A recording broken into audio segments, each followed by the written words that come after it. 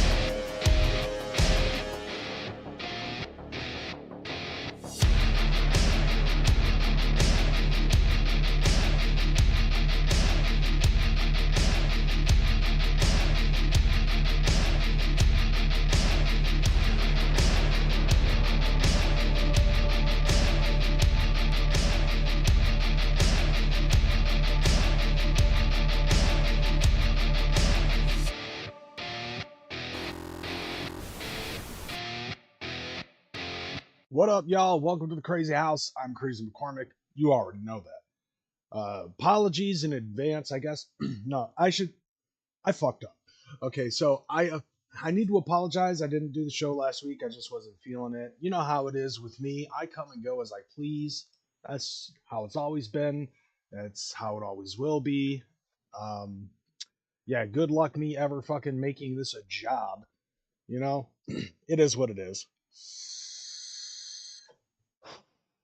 I'm dealing with a burned coil, but I gotta bring this down to a level so that way it doesn't drip out when I fucking replace the coil. Life sucks. Isn't that just basically how it goes? If you're in the chat, you can already see that Dragon Slayer decided to do a spoiler for last night's WrestleMania.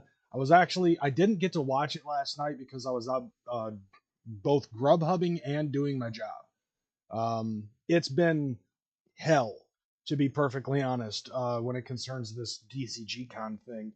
Luckily, though, I was able to make the money to be able to afford my hotel and the tickets to Juggalo weekend, so I will be going to the show, which is actually very good. Now, the next week and a half is going to be dedicated towards making money for gas, food, merch, the things that I need in order to fucking survive. I'd like to get a jersey that isn't holiday themed for the love of God. That's why I'm still wearing the Christmas one. This one though I'm wearing because my boss at work seems to think that every jersey that I wear has something to do with the Mighty Ducks, and he's my age, but like I keep on telling him, no, these are fat rapping clowns. What the hell is going on? You know, like this is the closest to the Mighty Ducks that you're gonna fucking get, and it's because it's green, because it's got a little bit of green on it. I've worn this one this week. I've worn the other one that's red and green with the fucking green color in the arms, like right around here where this green is. And that's the one that he thought was Mighty Ducks. I'm like, no, that's not the Mighty Ducks, bro.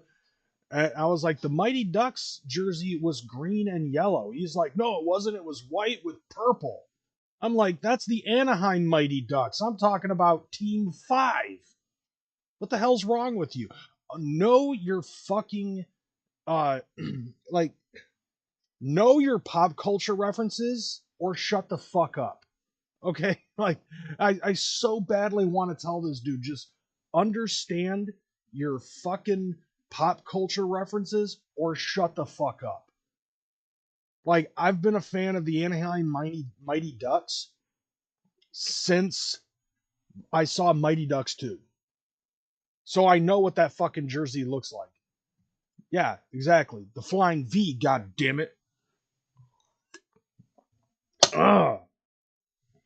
Now, I actually was able to get a little bit of downtime last night and today, and I'm starting to slowly prep on some of the things for Twitch. Um, Figured I'd at least get you in get a little bit in on what's been going on with my daily life before we get into the news and the fun. So, um, I was talking to my homie Chronic about this, and I told him because like like when I was not doing as much Grubhub, I was doing more video gaming uh, throughout the month of December and a little bit of like halfway through November, most of December, and a little bit of the beginning of January. I was playing Final Fantasy V on Twitch, and I had a sound alerts thing set up so that way people could play alerts and videos and things of that nature. The only downside to that is when I utilize that, they have to spend their bits, which is the super chat currency equivalent on fucking Twitch. Um, they have to spend their bits in order to play the sound alerts. The only problem is I only get 80% of that revenue, and then the other 20% goes to the person who created the extension, allowing that song to, allowing those audio bits to be played. Well, look, I want 100% because I'm taking all of my free time stealing all of these clips from YouTube to put them on Twitch. I think I deserve 100%, you know?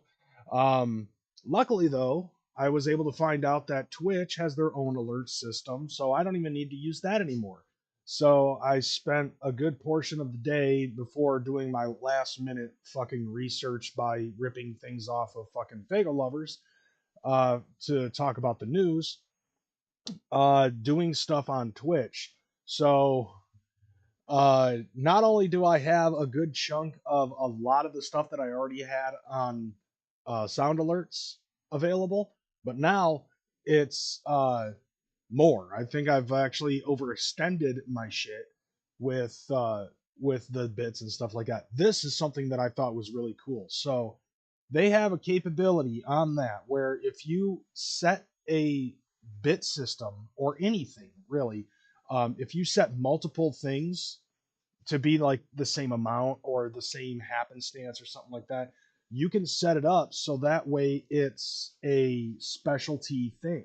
Like it'll play a different thing at random. You can also set how often those pop up. So I have like 5 cat videos that are set for the same amount, and they'll just play at random. Like it randomizes whatever cat video. So I'm gonna have the happy cat, Maxwell the cat, ooh ee ee ah ooh ee ah that cat. I'm thinking, oh yeah, Kala the I go meow cat, and some other stuff. And I thought this was a really cool idea. I have one of them set so that way it's like ultra rare. So it's barely ever going to be played, but it's like one of those gems. It's like the greatest fucking gem ever. And so I'm having fun setting this up in order to do all of this shit. Uh, I just need more, and my problem is like I want to have stuff that's like ICP related, and I have one thing set at 17 bits. Okay, but the problem is that there's not very many ICP things that are green screened. So like I would like to have I'd like to have a couple of things on there. Like I have the idea of what I would like on there, and having the stuff green screened so that way you know when if you know anything about green screen chroma key, it basically squelches out whatever's a specific fucking color, and most of the time people use green. And I thought it would be cool to have like the dance that ICP and Light do at the end of 6 foot 7 foot. I want that in green screen, like all three of them just dancing. The only thing that I have is the Miracles clips where it's like it's just there in the air, pure motherfucking magic. This shit'll blow your motherfucking mind. I got that. But there's not very many green screen things out there. So if there's anybody out there that knows how to utilize that shit and turn videos into a green screen, send me some clips. I'd like to utilize these so that way I can fucking add them onto the bits and stuff and have more stuff popping out that's ICP related when it's like 17. You could also probably find an AI tool that green screens non-green screen stuff for you. Yeah, I'm trying to look for something like that. So if anybody can point me in the direction, then great. I'd be grateful for that, because there's a lot of stuff that I would like to green screen. Not just ICP, but I also need some. I want to get the Leave Britney Alone from Chris Crocker. Like I grew up in a very early meme age on YouTube. I've been around YouTube for God knows how long. I've lost count, but I think 15 years. I've been on this fucking platform, maybe even longer than that.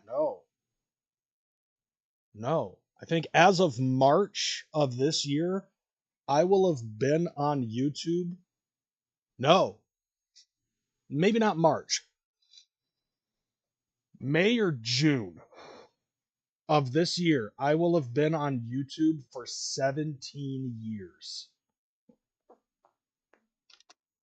Because I started making videos on YouTube shortly before my daughter was born.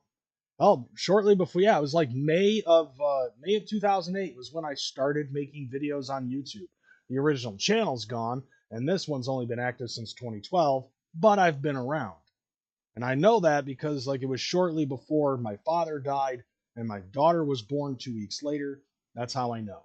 Nevertheless, though, I definitely need to get some shit like that so that way I can start green screening some of the old school shit. Like I'm talking like Tourette's guy. I'm gonna try to look and see if I can find like Numa guy.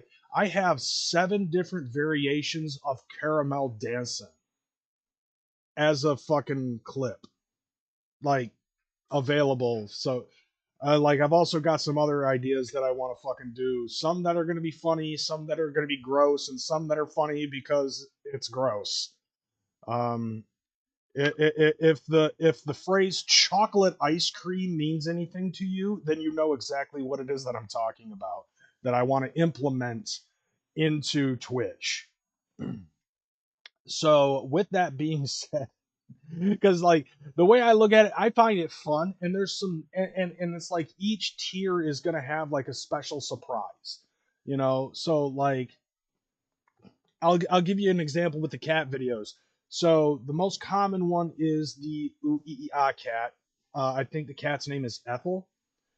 That's the most common viewing cat in the cat bit tier that is going to be there. However, there's a super rare one where it's going to be an EDM version of Ooh Ee Ah, and it's fucking phenomenal. Like I watched this video and it's absolutely fucking phenomenal. Yeah, I know, dude. I've literally only had one spasmatic ever since they first came out, and I'm not doing the same shit that fucking Beastmaster did, where he opened up a 17-year-old bottle of can of Fago and drank it. I ain't doing that shit, fam. Although I think I've seen Spasmatic on Amazon or on eBay, and I mean that shit's pretty pricey. Not to mention, to be totally honest, I'll be honest with you, fucking Spasmatic tastes like shit. Like Spasmatic was one of those fucking Red Bulls that was like a specialty novelty item. You know what I'm saying? Like it was a fucking novelty item, and it tastes no better than all of the other fucking novelty item energy drinks that have come out since. Like it doesn't matter if it's the Dragon Ball one or if it's like the Mega Man E Tank. I've had those a couple of times. Those are supposed to taste like blueberry, but they taste like fucking dick cheese. What up, Joshy?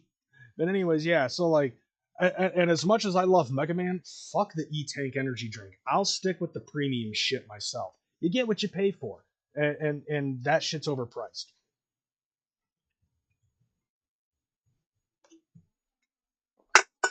Now on to the news. Let's go into it, shall we? I love that transition. Hell yeah! Thank you for the sub, homie. That's another thing too. I need to update a lot of the things for this channel as well. But video games, fam, you guys know how much I love video games. That's why I'm once again gonna be doing an event at DCG Con. Now this popped up because they actually announced. Now, not only did they update the not only did they update the schedule, but they also announced that there's going to be like prizes for all of the tournaments and all of the and some other things and shit like that. However, I feel like that the announcement that Rob put up on social media, any of your social medias that you put up on, that you go to, Facebook, Instagram, Twitter, maybe TikTok. I don't know. It hasn't come across my way, being the fact that it's fucking TikTok. But they announced that there is going to be prizes and specialty items for first place winners and things of that nature. So it's showing here you're gonna get like a fucking you're gonna get like a chain. And D Town Jewelers actually posted some of the specialty silver I think it's the .925 silver Hatchet Man charms that they've made. They're Hatchet Men, but they have like the DCG Con logo embedded into them and shit. They look pretty fucking fresh, to be totally honest. So if you look at this, like I think most of them, it's like all three of the the board game, the Quest for Shangri-La, the two card games, Texas Hold'em. The ones that they normally have up on there are going to be given like a hockey jersey, a hatchet, a specialty charm or a Hatchet Man charm or some sort. One of these plaque boys right here. And here's the thing, like I feel like that it was poorly explained, the fact that I think I'm the only person outside of Psychopathic that might be doing an event. I feel like that I might be the only motherfucker that's doing that's doing their own event. I think everything else that they have come across has been events that they have come up with, and they are just having other people fucking doing the shit. I think I might be the only motherfucker. The only reason why I say that is because most of the video game tournaments that they have are like your basic like Super Street Fighter, like Street Fighter 6, Halo, uh God of War, like World, I don't know, fucking some war game, whatever, like the most of the stuff that I don't give a fuck about. Then they have their own fucking board game, Quest for Shangri-La. They have a tournament for Into the Echo Side, um, uh, uh, Juggalos Against Sanity, and some other shit. And then you got me. Okay, so like, and I have not heard anybody else that has been advertising and plugging their shit at all. But then again, I really haven't been on much social media, so I don't know what's going on. Um, and it just feels like I'm the only one that's actually willing to fucking go out. If there was a homie of mine who wasn't fucking locked down right now, he probably would be doing another fucking like Magic the Gathering or D&D tournament or some shit. They should have had something like that up in there too. Like real nerds fucking know about Dungeons and Dragons, god damn it. Especially the advanced nerds know about the advanced Dungeons and Dragons. Me, though, I know about fucking video games. Especially the old video games of yore. And that's what it is. Like, this is basically, once again, my advertisement going out, basically letting ninjas know. Come to DCG Con. I've got an event Saturday at 2 o'clock, and it's going to be a tournament for, it's the Juggalo Nintendo World Championships. We're playing 3 NES games that were specially curated by myself and Jumpsteady. Basically it's fucking Galaga, Super Mario Brothers, and Mike Tyson's Punch Out, and it's basically race rules. Because I'm putting my foot down on this. I don't give a fuck. It's race rules based off of certain parameters per game. 20,000 points for Galaga. Then you play Mario Brothers till you beat 1-2. I don't care if you grab the flag or go down to Warp Pipe or go to World -1. I don't give a shit.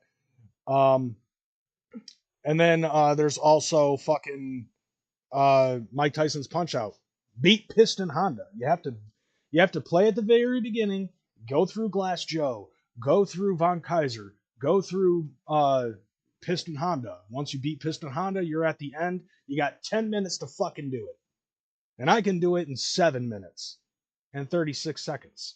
So what you got? Now, here's the thing though. When it was announced at the gathering of the Juggalos last year, I was there when they made that announcement when I was trying not to throw up from the smell of dead fish and squid and garbage. And fucking immediately I was like, I got it. I'm going to do the speed run. I'm going to do the speed run racing rules instead of doing it the way that I did it before. And immediately, like while I'm standing next to Jumpsteady and he's signing autographs, I'm emailing him and I'm telling him I want to get back in on this. I have a better idea for how for how I'm going to do it. Never heard a response until they made the announcement at the last minute that they were going to be doing shit. Like this was the problem that I had because I had this idea about what I wanted to do and it's been stuck in my head since the gathering of the Juggalos. And unfortunately, I'm not able to give out a fresh ass prize. That's the downside to it because I wanted to do that. You know what I wanted to do? You see this motherfucker in the background that I always hang down on everything that I do. Whether it's this show, my Twitch, my fucking reaction videos on a separate channel, anything that I do, even if I panel up on somebody else's fucking show, that motherfucker is hanging out in the background. That's a staple on this channel. Why? Because I'm probably one of the most popular fucking retro gaming juggalos that are out there. I live for this shit. I've been living for this shit since 1987. You know what I'm saying? I wanted this as a fucking Hatchet Man charm.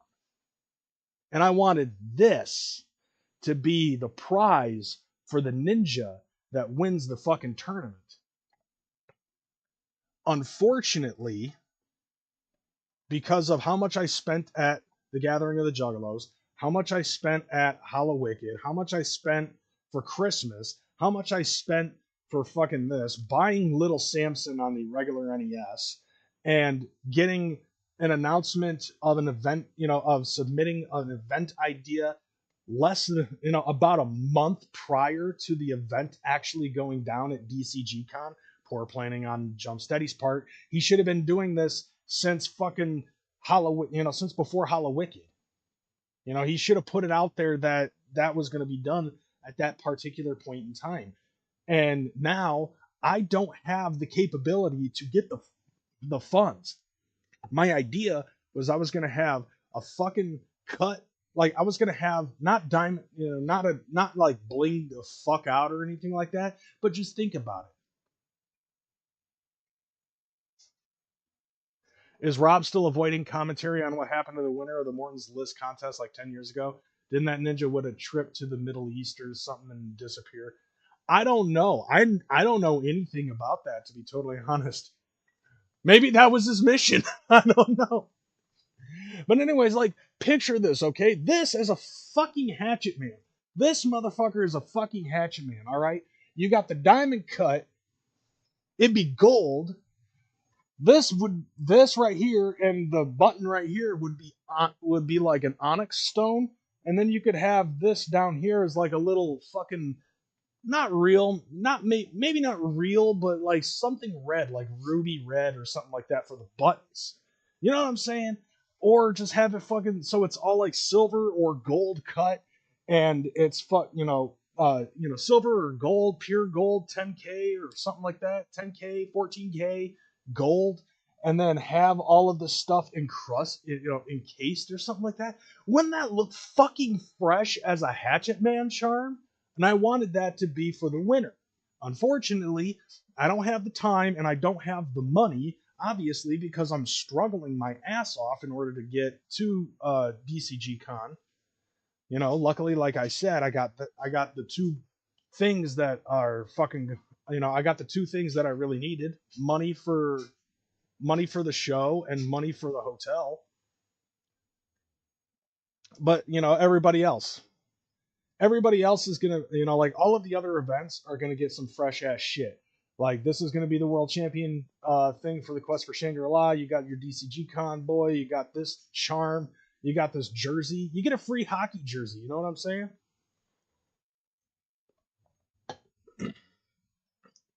I think that would, and on top of that, like this looks fresh as fuck. I'm gonna get me one of these myself either way. I'm definitely hooking myself up with a fresh ass jersey. Like that's the next fucking thing. I need another $300, which I think I can do for this week. I just need $300 to get two fucking jerseys. And then after that's fucking gas money and fucking. Actually, you know what? Now that I think about it, I already have $150. So I'm gonna fucking do that shit. Yeah, that's the word. That's the juiciest drama I've heard so far. Anon, is that ABK fakes his list. I don't fall into the fucking drama category, John. Sorry, not sorry. I talk about news and make fun of old stuff. And even if it is drama, I make fun of it either way. Nevertheless, so like this, I think, I mean, like that jersey though, that fucking jersey, like I don't know why it is, but like, dude, when it concerns like my certain fucking hair, like my certain fucking drip obsessions, like when I was a kid, it was ball caps and stuff like that. I don't know why, but I had like 70 fucking hats and I never wore them except for like maybe one or two. But I had like a whole fucking basket full of mostly trucker caps because my stepfather, he drives truck for a living. He always has. And then after that, it was like flannel shirts because I had like like in high school, it was flannel shirts. You know what I'm saying?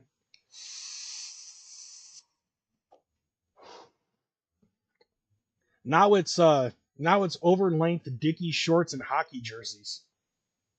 And yet and this is supposed to be my midlife crisis. You know what I'm saying? Actually, my midlife crisis is the big, vast fucking video game collection that I have.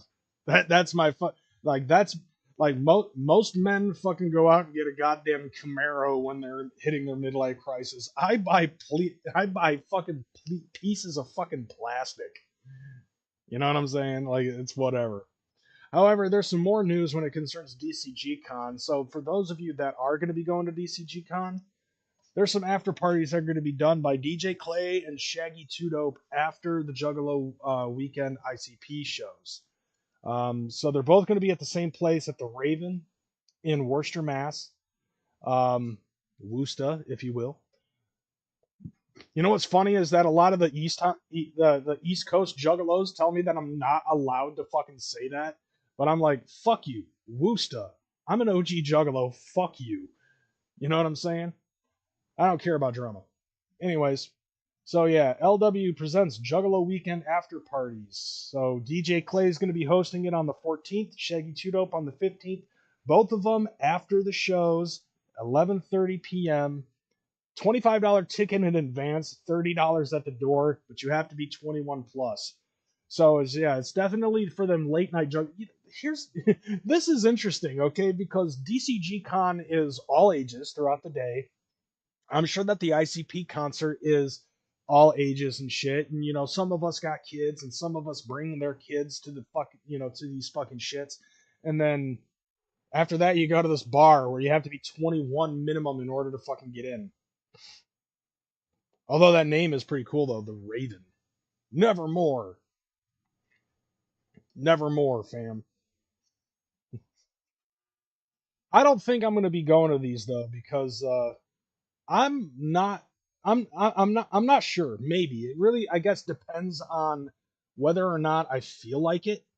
You know, and not to mention, is this another one of those things that the shuttle is going to allow to fucking bring you to this, and then you have no choice but to stay there until after the shit's done with? I don't know. I think I'm gonna just drive myself because the more gas I use, the more money I have to spend, you know? And the more money I spend for this shit, the more money I get on a tax write-off, assuming of course we don't have an income tax next year. You know, it really depends, but better safe than sorry. Might as well just fucking save up on all my fucking receipts. But I don't know. I might kick it over there and see what's up. You know, because my show isn't until 2 o'clock, and so like I can actually sleep in if I wanted to. You know, whatever the fuck. I think it would be fresh though. Nevertheless, yeah, that's what it is.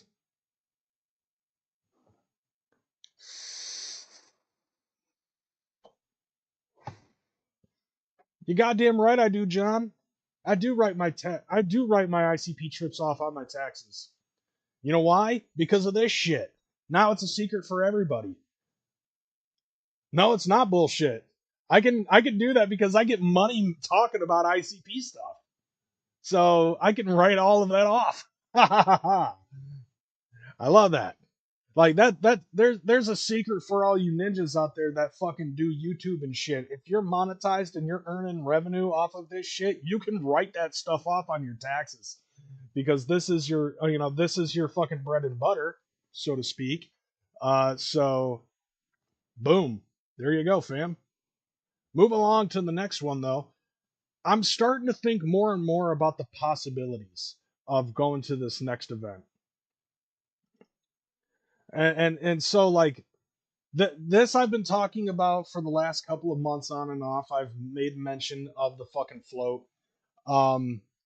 So I missed out on this, I guess, last week, but because I wasn't doing this shit. So you got this right here, boom. The float once again, June 19th to the 22nd for you guys who like to go to fucking Arkansas. I'm saying it like that on purpose. Fuck y'all. Uh so like the float is now tickets are now available. So now you can pre-order your tickets to the float. And I guess yeah, so it's going to be in Mammoth Spring, Arkansas. Arkansas, fuck you. It says Arkansas. I don't see a W in that fucking name. I don't, and that's confused me for fucking decades. But whatever. Arkansas, Arkansas. Yeah, so tickets are now on sale at the I guess I guess he uses the Tix app. I'm not sure. You could probably just Google it or go to Tom Wood's website, tomwoodfloat.com. You'll also be able to see that the artists that are available on the shit. So this is the list that they've got. So as of right now, they have DJ Clay, Big Hoodoo, Scum, Light, Insane Poetry, Class, Smalls One, Risk. I'm not sure who that is. I'm pretty sure y'all juggalos in the know who that is. Willie Hayes. Willie Hayes is the fucking homie. Scene Loke and the Ice Giant. And it's interesting. So yeah, these are the people that they have on the set as of right now that I saw on Fago Lovers when I ripped this off. And it's interesting that Scene Loke is wearing a green Jello shirt. By the way, that's technically how you pronounce it correctly. It's not green jelly, it's green Jello. The Y sounds like an O because of the little two dots on the top of it. They had to fucking do that in order to not get sued by Kraft. Yeah, the fucking mac and cheese company. So, anyways, yeah. So it's still pronounced green Jello. It just says green Jello with a Y instead of an O. Because Jello. Yeah. And like I was saying though, it's interesting. I'm seeing Scene Loke right here at the bottom. He's wearing a green Jello shirt, and this was not planned when I fucking set these things up in order. Now, Crazy Light prioritizes family over his music career. No, honestly, I think that's fucking admirable of him.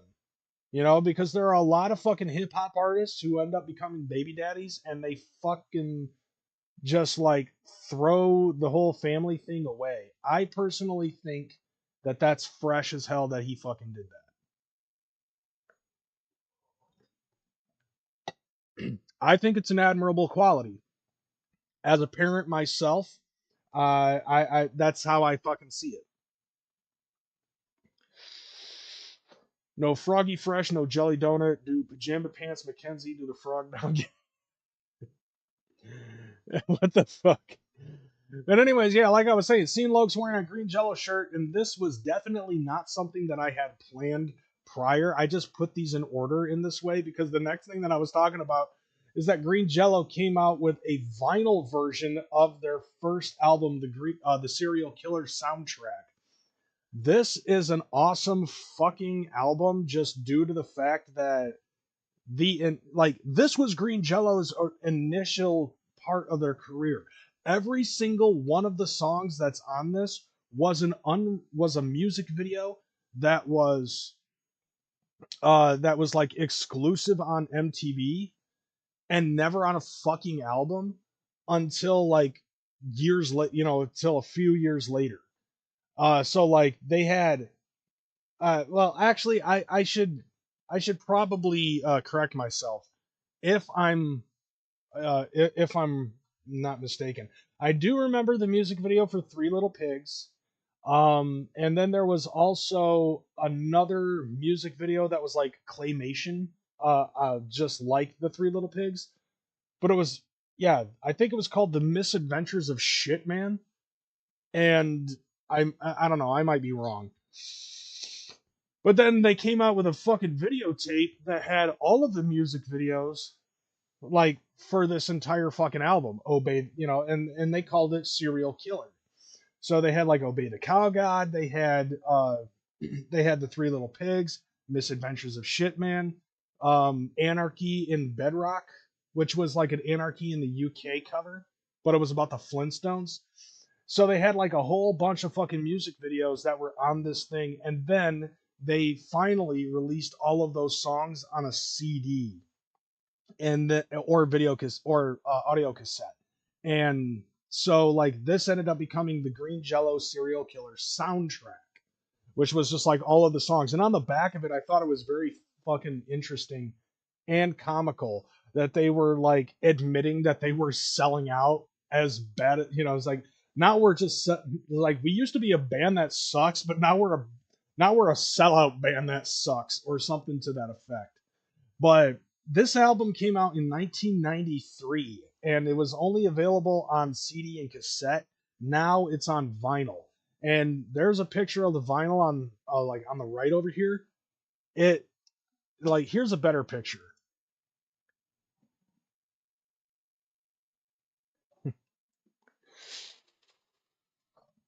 Where's the picture? God damn it, show the fucking picture. Did I fucking did I think I fucked up. I thought I had a picture of the God damn it. I thought I had a picture of the out of the vinyl in and of itself, but I guess I was wrong. But anyways, yeah, so just judging by the way that this looks, it looks like the plastic or wax is fucking clear, and then it's got a whole bunch of confetti splatters all over it. So it's got its fair share of pinks, greens, and yellows. And I guess that's supposed to look like blood or something like that when it spins. I don't know.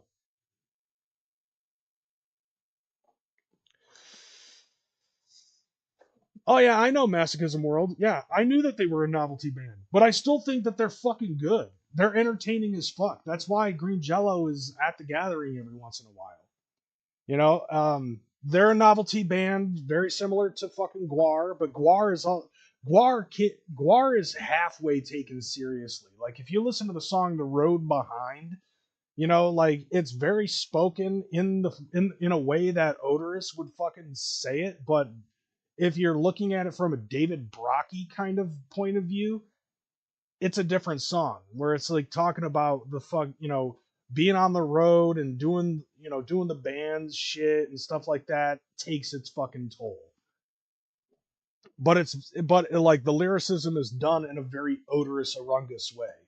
You know, but then after that you also have, you know, but then after that you have like, you know, Crack in the Egg where he's fucking talking about smoking crack. Or my favorite fucking song from them is Gorgor. I love Gorgor.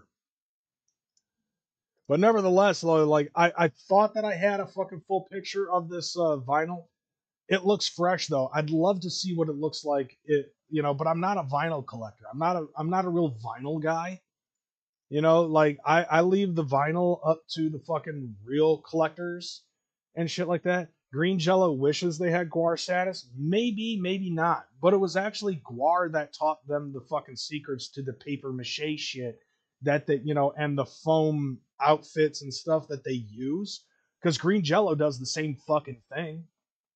And it was like I think Bill Manspeaker actually talked about that in an interview or two, where he had said that they were on tour with Green Jello, and you know, David Brocky and everybody else on the team ended up fucking showing Green Jello how they do their fucking like their like their paper mache outfits with the foam and all that other stuff painted up to make it look like it's real fucking shit.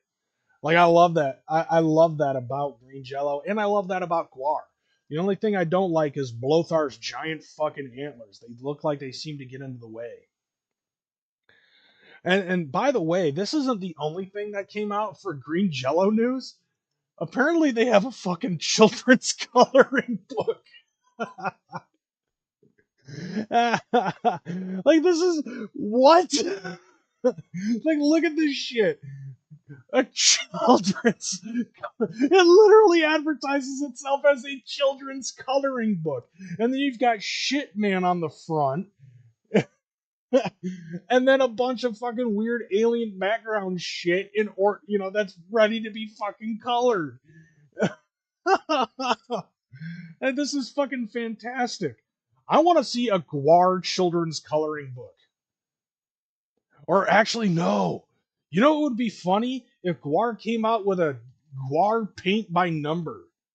And then you gotta fucking figure out what color you gotta use in order to make the cuttlefish. I wonder with AI art anybody can make a coloring book. What are you buying? Good music or an image? Yes.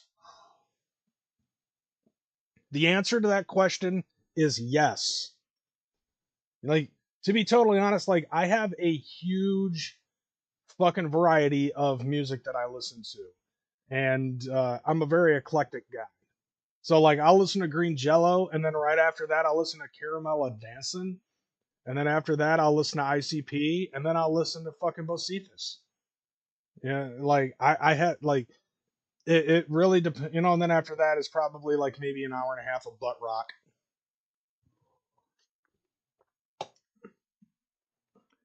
But like I saw this shit and I was like, wait, what the fuck? Like this is awesome. What's my favorite band? Rush. Rush is my favorite band.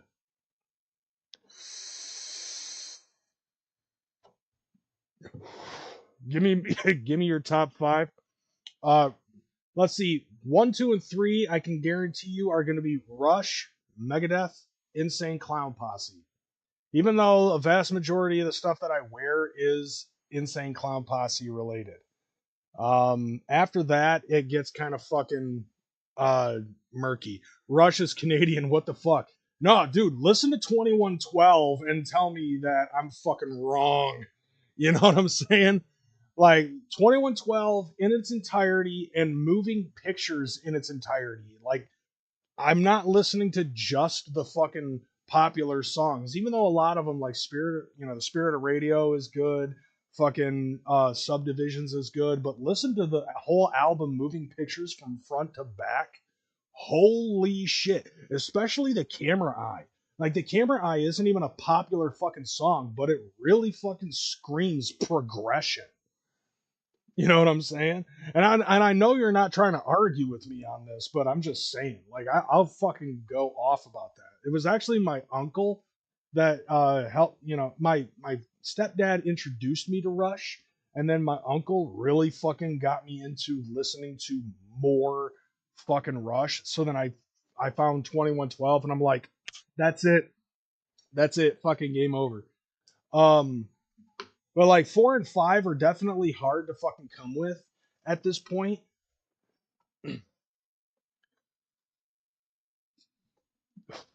But like I like because there's so much different shit that I fucking listen to that it makes it fucking difficult for me to determine where 4 and 5 is. Like literally, I'm still trying to figure it out. But I've been listening to a lot of fucking Lorna Shore lately. And then there's also like a bunch of fucking J metal that I've been getting into. So like Hanabia is one of those things. Obviously, baby metal. Lady Beard is another good, or yeah, Lady Beard's Lady Baby band. That's actually pretty interesting. Caramel Girls.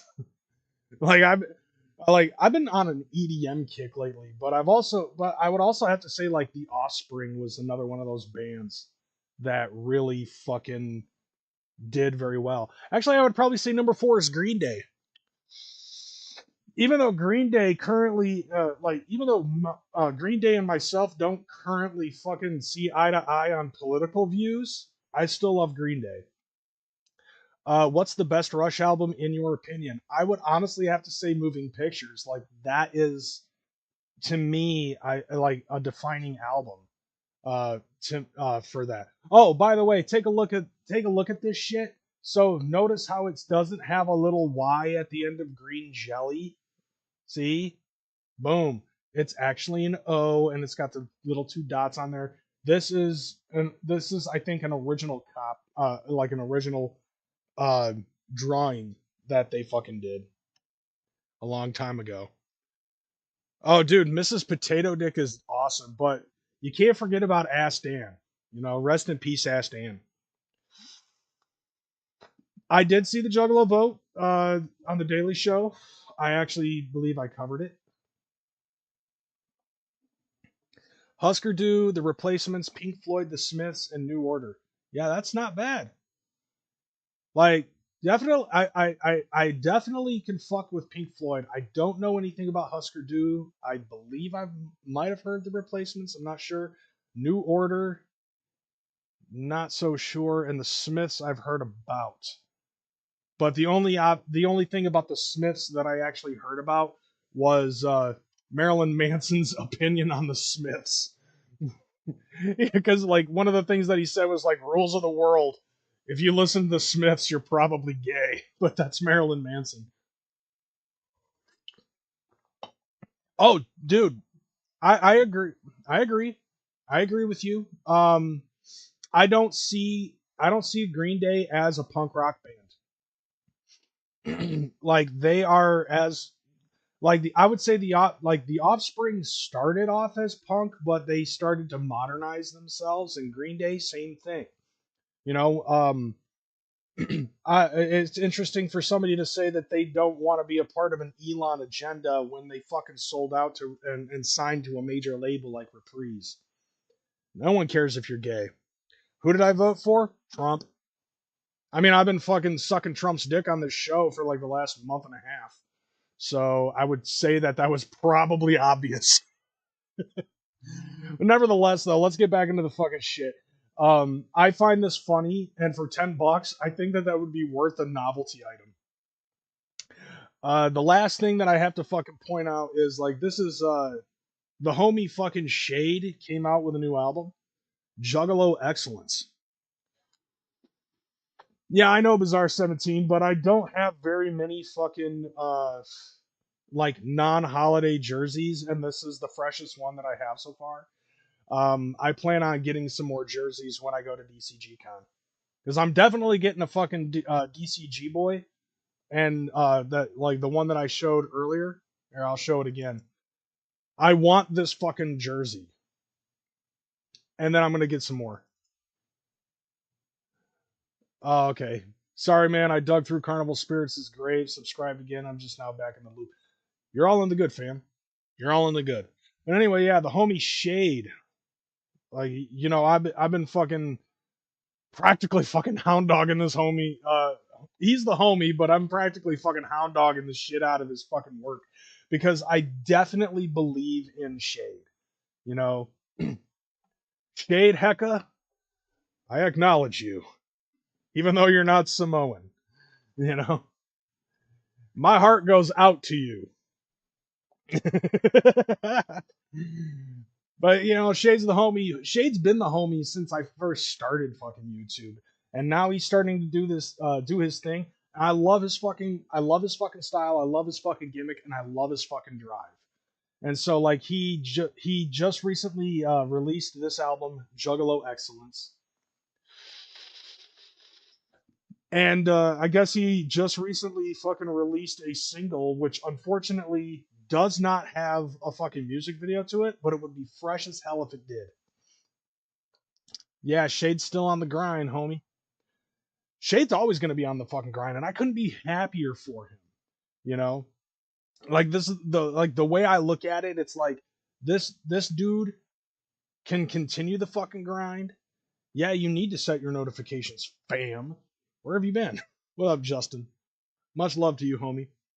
Nevertheless, though, like, yeah, he's still on the grind. He's still doing his thing. He's still fucking doing shit. And like the last time I fucking said something about him, he had a track he did with Willie Hayes where it was like them fucking just smoking the fuck out in a barn or something, and that was like a massive majority of the fucking music video. Unfortunately, the single that he has out right now is not a music video, but it's the final song off of this album, Juggalo Excellence, and the song is called Back to It, and it features Clockwork E, which is another group of homies that I have that I've been fucking pushing on this show as well. Because like Clockwork E are the homies as far as I'm concerned. Shade's been a fucking homie. Like that shit. So we're gonna pop this in the fucking cassette player and play this shit. Yeah, I'm that old. Oh my god! Okay. Like, this just popped out to me. You look over here. You see this right here? You probably can't see it all that well, but it's a little. So, like, this is Shade's fucking gimmick where it's like all Egyptian shit and stuff. But, like, if you take a look at the hieroglyphics down, like, over here on the right, there's like a chick with some big titties. But, like, on the other side here, there's like a hieroglyphic that says shake on it. Like down and over here, you have Johnny P. Like, this is fucking great. Like, there's a dick and balls right there. The top left, yeah, that's a butt plug. That's a fucking butt plug. And then you got aliens and shit. You know, like some of the. Like so, like oh my god, dude, this fucking artwork is great. You know, this is fucking fantastic. This is fucking goddamn it, Shade. Oh, that's fucking funny. There's a naked chick with some titties right here. A fucking, it's a gravestone of Shank. Johnny P right here, written right here. Ass.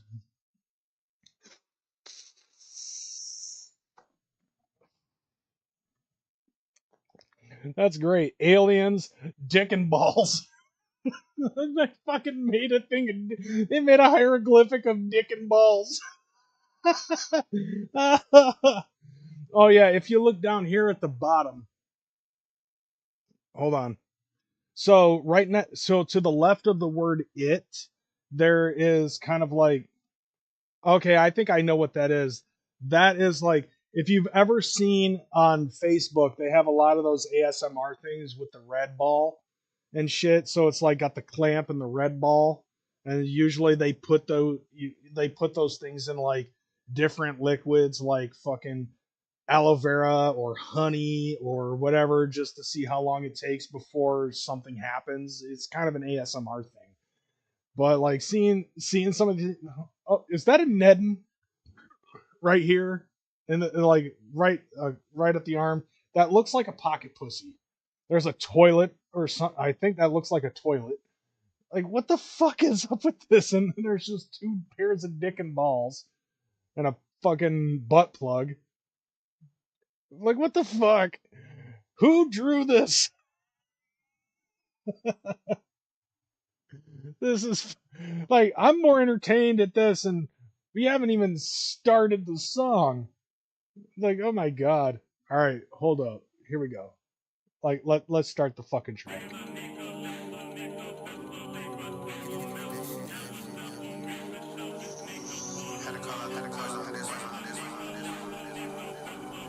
So yeah, this is Back to It featuring Clockwork Key by Shade Hecka. Back to the smoking, back to the drinking, back to addiction, the crushing the molly, back to the wiki, back to the money, back to degenerately fucking thotties, back to the lab, back to the trap, back to the carnivore, that's where it started. Hopefully there, I feel at home, cause only there, I feel at home. Back to the smoking, back to the drinking, back to addiction, the crushing the molly. I like the way that he's fucking rapping. Like, I love the fact that he is diving into the fucking trap style shit. Like, I feel like he's more at home with this rather than what he was doing, like, at the beginning of 2017. You know, with all of this shit, with you know, like the split and the Jugganati stuff that we did back in the day. You know, because like a lot of that stuff is very kind of cookie cutter in hip hop style shit, but I love the way that he's doing this shit. It feels more like home for him to do this type of trap style shit, and that's all I can really say. I just wanted to stop it just to point that out, and now to make half the chat fucking triggered. Back to the wiki, back to the money, back to degenerately fucking thotties, back to the lab, back to the trap, back to the carnivore, that's where it started. Hopefully there, I feel at home, cause only there, I feel at home. Bitch, I just roam, all through the town, I'm all alone, far from a home, got a gun of the dome, counting the dough, phone always dry, no one hitting the low, and if they do, it's just to hit the stove. I tasted the power, now I'm wanting more, fuck all the love, I just stick to the code, this is wicked shit, bitches, is all that I know, monster.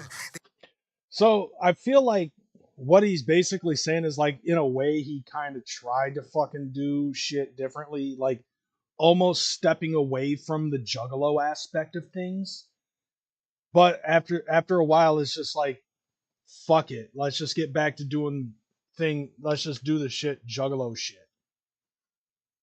They call me a legend, we're stashing the void in the Monday, we stretch it. They just deleted my Instagram, 17K followers just to send me a message.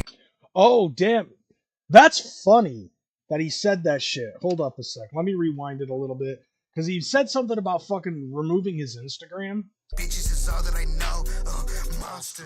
They call me a legend, we're stashing the void in the Monday, we stretch it. They just deleted my Instagram, 17K followers just to send me a message. Okay, so maybe it wasn't him, but like that was something that did actually happen. Whereas like, and I didn't even realize it for a little bit. Yeah, I thought Shade's thing was that he was possessed by the spirit of an ancient Egyptian, but according to this cover, he's a space alien Egyptian. So the spirit was an alien the whole time. No, keeping in mind, bro, that yeah, the whole thing with Shade Heka's fucking gimmick as being possessed by by an ancient Egyptian spirit still fucking stands. But this is a mixture of his gimmick with Clockwork E's gimmick. Like that like keeping in mind Clockwork E are the fucking aliens, although the difference is they're they're the fucking they're the butt plug silver boys or whatever, like they're silver boys basically. That's their fucking gimmick.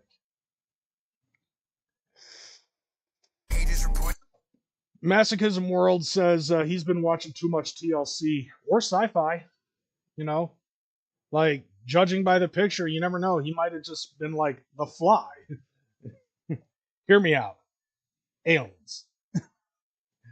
Now that was on the History Channel. That guy was on the History Channel.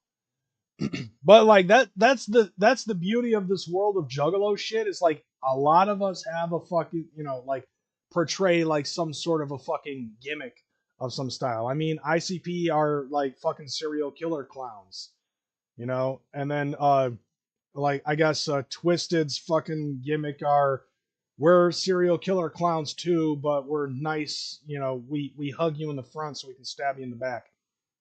Triggered, but like Blaze is supposed to be like a dead zombie from the drug dealer from the 80s that got shot and fucking resurrected from the dead like 10 years later. That kind of shit. So with Shade's gimmick is that he's possessed by the spirit of a fucking ancient Egyptian. You got Clockwork E, who are Silver Boy aliens. You've got Humble Among, who's like a green-haired alien. Shit like that. Me, I'm angry all the fucking time, and I guess my name speaks for itself, but not really. I just say, I'm a fucking edgelord from days gone by. That's my gimmick. I'm an edgelord from the days gone by because like that's how I got started into it, was fucking being a shithead on social media.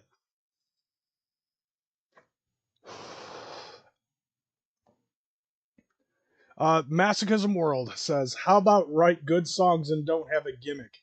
Um, yeah, you could probably say that to Kiss as well. My shit, not gonna lie, I got cocky when I started flexing. This is what was expected. A young juggler escaping the matrix and stepping. Smoking, back to the drinking, back to addiction, the crushing the molly, back to the wicked, back to the money, back to degenerately fucking thotties, back to the lab, back to the trap, back to the carnivore, that's where it started. I mean, if you really think about it, there's a lot of stuff that you might think doesn't have a message behind it, but some of it does. Like, I feel like that this is I feel like that in a way, this is like a fucking, a letter that he's writing to himself, or he's letting the Juggalos know, hey, some shit fucking happened, and it kind of made me step away from this stuff, but now it's like I'm back in the fucking studio. So like it's kind of like how if you listen to what is it, the Young Wicked's album, The Return of the Prodigal Son, like literally every fucking song is about how he, even though he fucked over the Juggalos and fucked over ICP and fucked Jumpsteady's daughter and he got a bunch of hate on it, he has to rise above it, and then he fucking disappeared.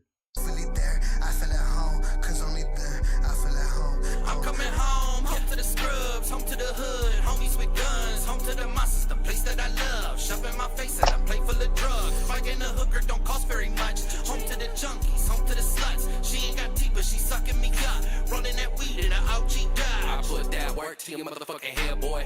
Never catch me slipping, I'm my dead boy. Damn. Really on a mission, take it cross and then I flip it, growing horns on my dome like I'm Hellboy. I'm going back to the ancient days of creation. I'm tracing the patterns, I just want the truth. The reason it started my part and I farted inside of my garments, but it was a back to the smoking, back to the drinking, back to addiction. Damn.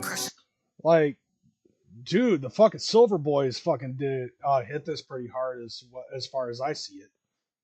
Because, you know, like looking back at it, it's just like, okay, we're going back to the way things were before.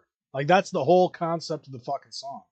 We're going back to the ways that we were in the past. and I think that's I think that's interesting. To me, that's the message that I'm fucking getting out of this song. I mean, if you can't fucking pick it out, then that's on you, you know. But like, nevertheless, I'm fucking supporting my boy because he's my fucking boy. The Molly, back to the wiki, back to the money, back to degenerately fucking thotties, back to the lab, back to the trap, back to the carnivore, that's where it started. Hopefully there, I feel at home, cause only there, I feel at home. Well, yeah, Wes. I mean, you can still have that gimmick and still talk about fucking regular shit, you know, like the modern shit, especially with something like that. You know what I'm saying? Fucking the way I look at it, it's like, even like I mentioned before, where Guar ended up fucking saying, you know, like in the song "The Road Behind," you're like, fucking, what was it? What was it in the song "The Road Behind"? You know, like it's a very fucking odorous, orungus way of lyricism. But if you know what you're looking for in that fucking lyricism, you can see clearly that they're talking about the fucking toils of being on the road and touring and doing shows and shit like that. So like, once again, you know, like The Road Behind by Guar is definitely one of those songs that you probably could give a listen to. You get something similar in that fashion.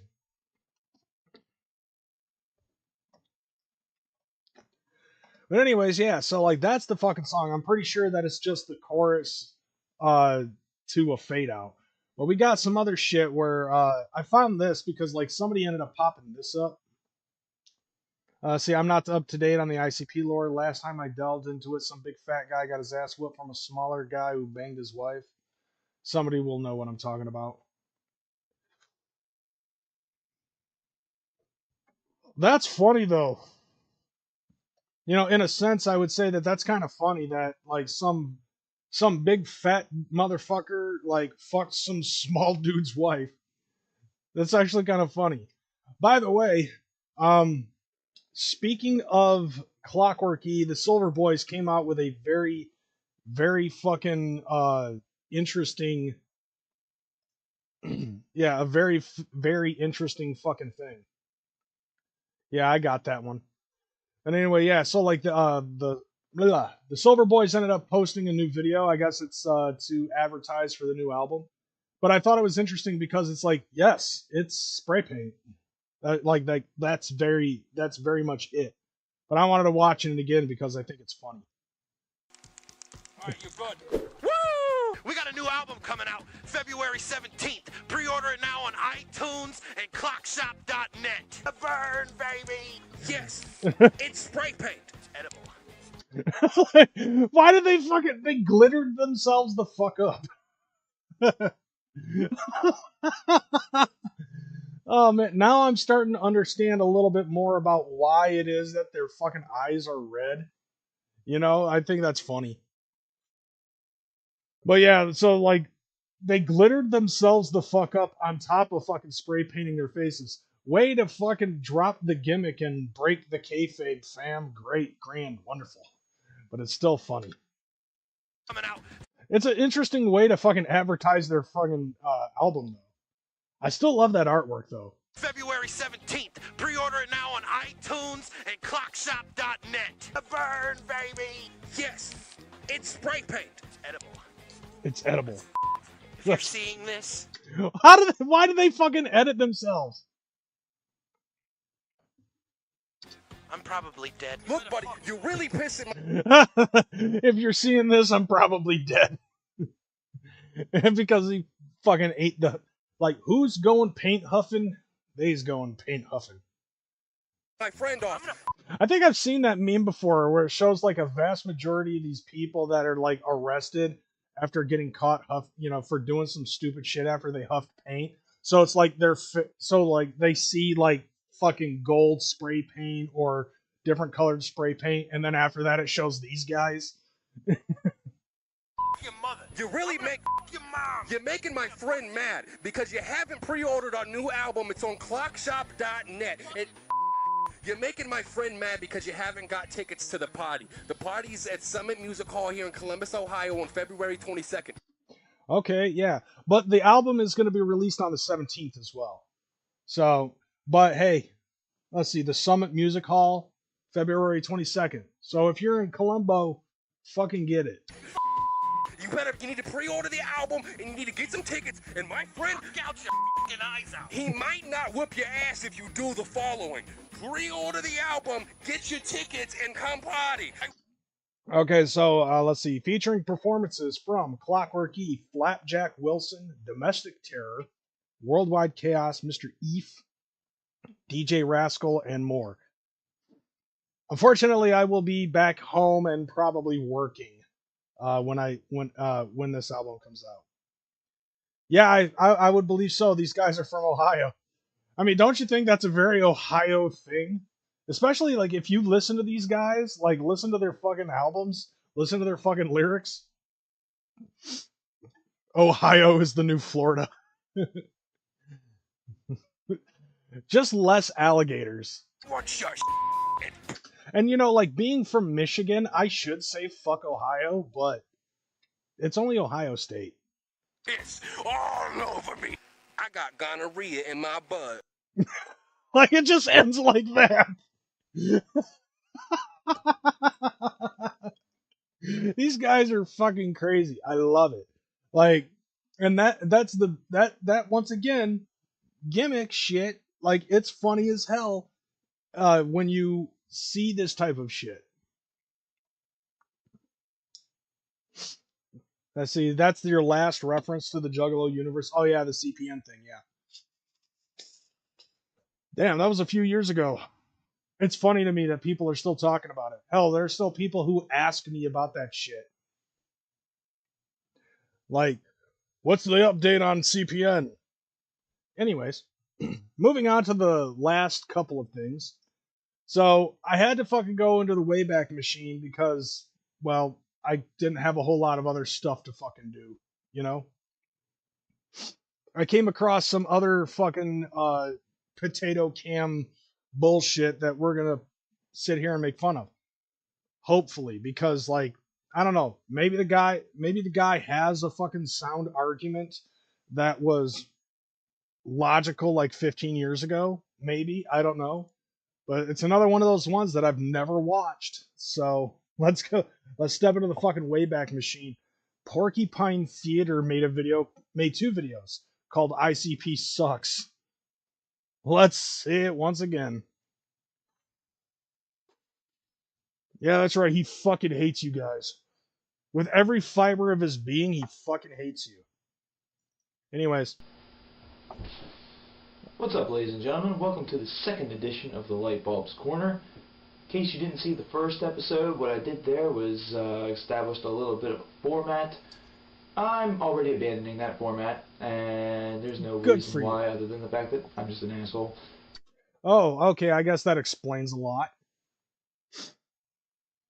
Is that clothes in the background or of his fucking house, or is that like bags of trash? I'm not sure. Those blinds, though, I'm digging, and the fucking bowling alley carpet. Yeah, it's definitely 420p, dude. Yeah, like I said, man, this is potato cam as fuck.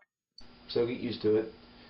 Typically, what my format was is that I would take care of a topic of the day, do a top 5 things that were doing well or that were good in my life, and then reviewing a book or movie. Okay. What I'm doing today is I'm not only reviewing a group, musical artist, but who is this and why are you showing him? I don't know who this is. Ew, you gross son of a bitch. Motherfucker. Okay, hopefully that fucking sets something off. Oh, that's it? Here's some gross money, Crazy. Thank you, John, you sick son of a bitch. How dare you? I dig it. Thank you, nevertheless, for the 10. That's another thing that I need to do, is I need to start fucking working on this type of stuff. I'm guessing his name is Chaz or Simon or something dumb like that. I don't know. If he calls himself Chaz, his real name is probably Chester. And, you know, like, he was a geek in high school. But I don't know what the fuck his name actually is, who this is, or anything like that. I don't know. I think his favorite band is probably Pip farting on a snare drum. But we're showing this because, like, I want to make fun of him. And hopefully I can. He is wearing a Pink Floyd shirt, but but he looks like one of those type. You know that meme where it shows the fucking girl wearing a Nirvana shirt and then they're playing "Smells Like Teen Spirit," but she doesn't know who it's by. I feel like that's the vibe that I get from this dude. Like, you could play The Wall or Time and he won't know what the fuck is going on. He'd probably say, "Is this?" He'd probably hear this and he'd probably hear that shit and be like, "I love Deep Purple."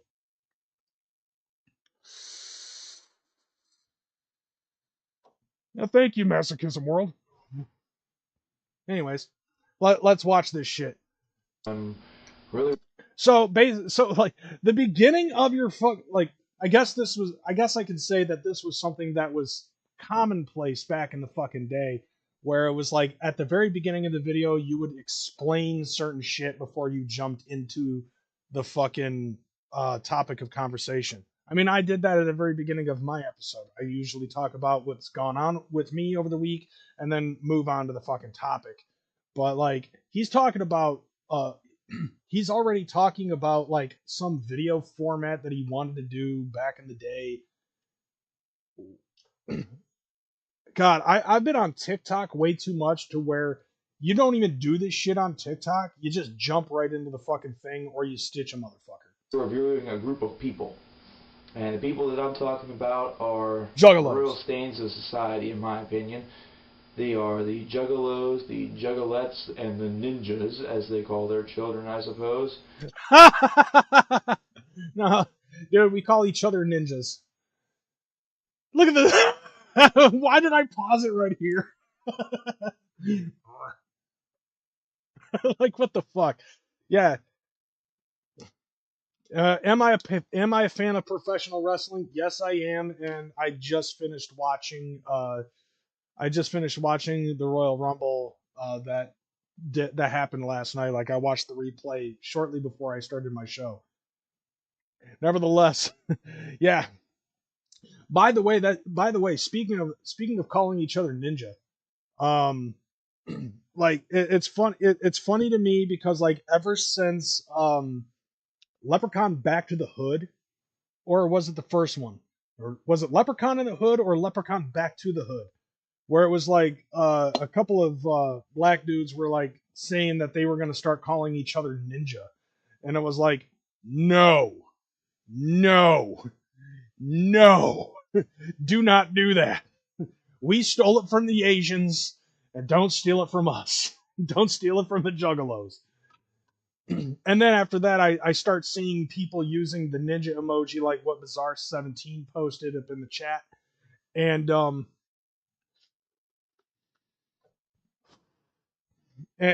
so like they're actually using that as a terminology in emoji form as what black people call each other. What up, Swills? Seeing that you've been posting yourself up a storm on fucking social media, getting your show out there and shit. I haven't caught it yet, but I hope you're doing good with it, homie. All right. So, Stinkface over here. Let's see let's see what he's got to say about Juggalos, Juggalettes, and our ninja children. My ninja. Fans of the group Insane Clown Posse, Yep. Psychopathic Records, blah, blah, blah, blah, blah, blah, blah, bunch of clown worshipping ass clowns. Okay, so he's got a very strong argument here. And you can clearly tell that with his description. Ass clowns with clowns. Isn't it ironic? Don't you think? It's like rain on your wedding day. Now, let's first off start with the basics. Okay. Violent J, Shaggy Two Dope. The two guys that are in Insane Clown Posse. Yeah. Let's see. They're international rap superstars. They formed their own wrestling federation. Yep. They produced a whole bunch of other shitty artists to join their label and be really shitty and cause all of us to make our ears bleed. I love the fact that he explains this with such enthusiasm. And he's got his facts completely fucking correct on this one, I guess. You know, just because they're with ICP, they're automatically shitty. Now, I've said this before and I'll say this again. I do honestly think that Twisted and Blaze, ABK, and everybody else who was formerly a part of Psychopathic Records have a lot of talent. I just don't listen to them anymore. But then again, at the time I was. And I personally think that they have a lot of talent. Twisted has fucking evolved so much since they first were signed to Psychopathic Records. Because when they first fucking came out, it felt like a fucking carbon copy of ICP. Like, it just felt very carbon copy. But when Freak Show fucking came out, they switched it up. I think that the most that they fucking switched it up, like, I'll be honest with you, I'm not a fan of the album Wicked, but when they came out with fucking Abominations, changed their fucking game as far as I was concerned. And I would say, yeah, this video is about like 15 years old. And at the time, I would say was probably right after Abominations fucking. No, it was like 4 years prior to Abominations. 4 years prior. This video probably came out in like 2010, something like that. And I feel like that even then, aside from Wicked, which I didn't like that progression, especially with Ha Ha Ha, that song, it doesn't make sense to me without watching the music video. Maybe we'll watch it some other time, so I can explain my shit. I personally think Abominations was top shelf. Should have gotten more advertising for it, should have sold more albums, but Abominations was definitely fucking top shelf in my opinion. But just because somebody is signed to Psychopathic Records doesn't mean that they fucking suck. If that was the case, I would think that they would have been jumping the gun to try to get Danny Kaye signed to fucking Psychopathic Records. But this guy is already, this is basically one of those type of videos, once again, where it's like some idiot formulated his opinion and automatically decided, I'm just going to run this through because of my feelings. It feels just like it does, just like a lot of liberal videos that have come out since like 2016, 2017. You know what I'm saying? Where it's like, these are my facts based on feelings rather than logic and actual facts. And during this time, 2010, we were getting this a lot. This is why this is like one of those Wayback Machine things. Like, you don't get this type of content anymore. To me, it just makes me wonder why it is that no one in today's modern world actually will sit down, make a video, and have a poignant argument as to why ICP sucks, rather than the fact that they think that it's cool to say that ICP sucks. Exactly. Hate, hate, hate, hate, hate, hate, hate, hate, hate, hate, hate, hate, hate. Hate, hate, hate, hate, hate, hate, hate. Hate. Hopefully this guy has a fucking good argument. God damn it, Bizarre. I don't know what else they forayed into. They forayed into Armageddon theories that everybody tends to believe in. No, they didn't. Everybody fucking took that judgment for themselves. Like all the non-ICP parents basically were just like, oh yeah, like after the 6th, the end will consume us all. So what's to say that they're not going to fucking, like, if you saw Shockumentary, you know this fucking bitch talking about hating on Disney and shit because of the gay shit. But but like she ended up saying, who's to say that they're not going to take all of our children and bring them into an amphitheater and fucking, like the Hale-Bop cult guy or the Heaven's Gate dude. Like she tried to fucking compare ICP to the Heaven's Gate cultist, cult leader. And she was like trying to say, who's to say that ICP won't fucking bring them all into an amphitheater and make them drink the Kool-Aid? Sorry, but we already drank the Kool-Aid. That's why we're listening to Insane Clown Posse. Blah, blah, blah, what the hell ever. Do I believe it? No. I don't either. Obviously, because I'm still here, you know? And if this did happen, it would have happened in 2003. You recorded this in 2010. What? Like this, I feel like, just like a lot of people in the earlier days of YouTube, were just making videos for the sake of making fucking videos, just so they could have content pumped out. They didn't really have facts or a sheet or anything like that. This is where this class of motherfucker really could have benefited from the ability of using a pad of paper and a pencil to write down their fucking shit. And obviously they didn't do it. You can see he's just sitting there like an individual in a situation, speaking off the cuff. Do I think a whole bunch of clowns are going to take over the world or cause Armageddon? No.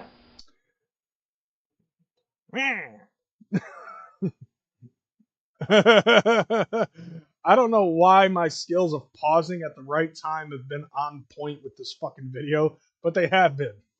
Like,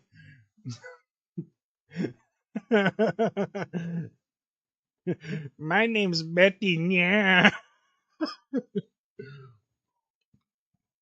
I forgot what he said. Blah, blah, blah, blah, what the hell ever.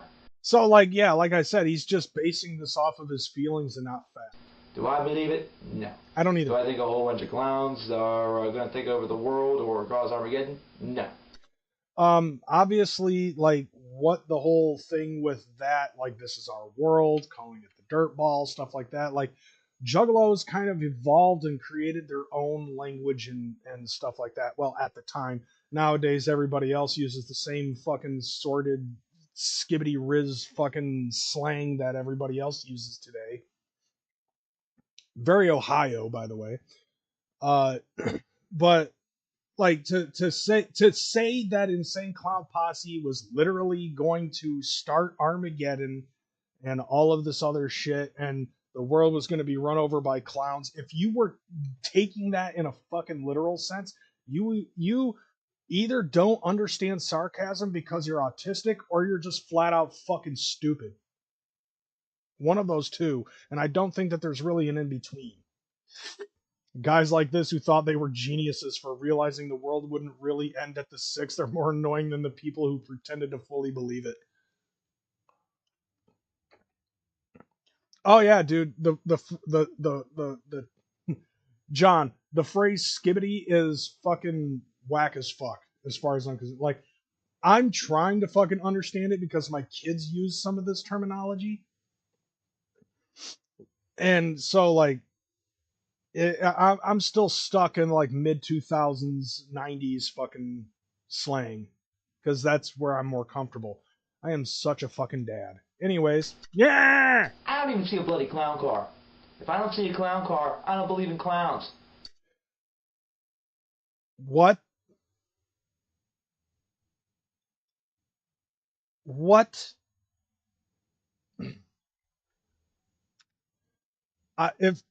If I don't see a clown car, I don't believe in clowns. They're not actual clowns, bro. They just wear face paint. It's a gimmick. Like Kiss, or Guar, or Green Jello. How old am I? 42.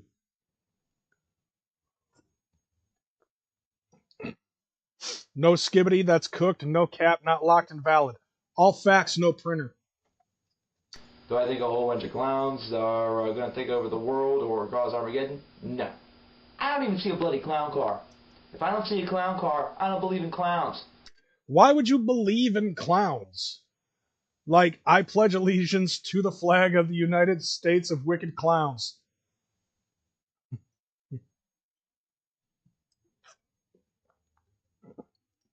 What the fuck? Get a clown car, then maybe it'll be a little more convincing. Okay, watch Death Racers. They have an ice cream truck that will run motherfuckers over and turn them into fucking gelatin. Or whatever the fuck. Convincing me is good. It's key. It's vital. Oh my god, did he just get in front of the fucking camera and show us his fucking cock smoker? Like, bro, it's a lot more entertaining if you actually grab the camera. Here, I'll even show it to you. When you do this type of shit and shake it a little bit and just stare into the motherfucker, it's actually a little bit more comical. I don't understand how this idiot doesn't fucking understand that. Jesus Christ. So like I can definitely tell that this dude's I can tell that when this dude fucking plays Twisted Metal, he totally squips over Sweet Tooth. Sorry. Okay, what's with his jammy pants? But at any rate, there's one part about this whole story that really agitates me. Okay, how much of the time is 2 minutes and he hasn't even made a single fucking point? And that's the tragic story of Annabelle Lotus. Annabelle Lotus is the daughter of two Insane Clown Posse fans, a Juggalo and a Juggalette. Yeah.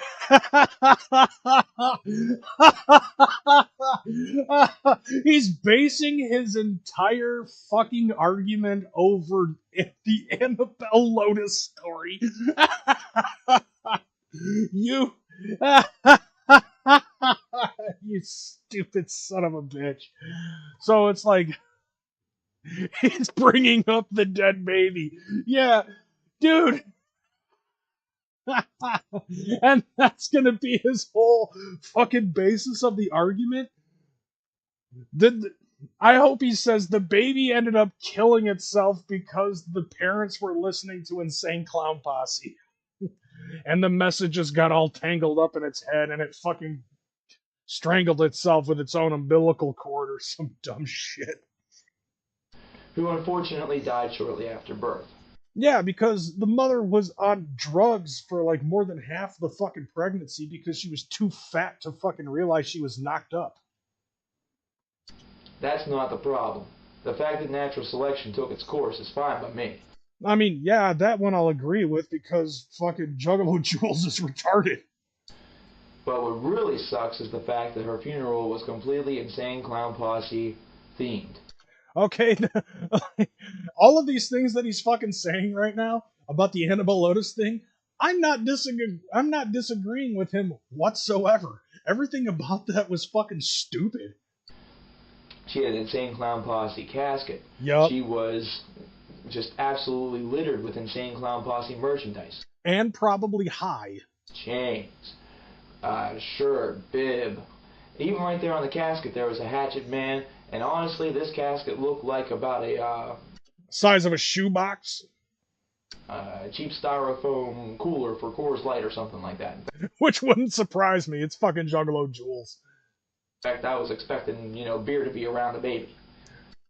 I mean, there might have been some in the wake. They might have had some Coors Light or some shit like that at the wake.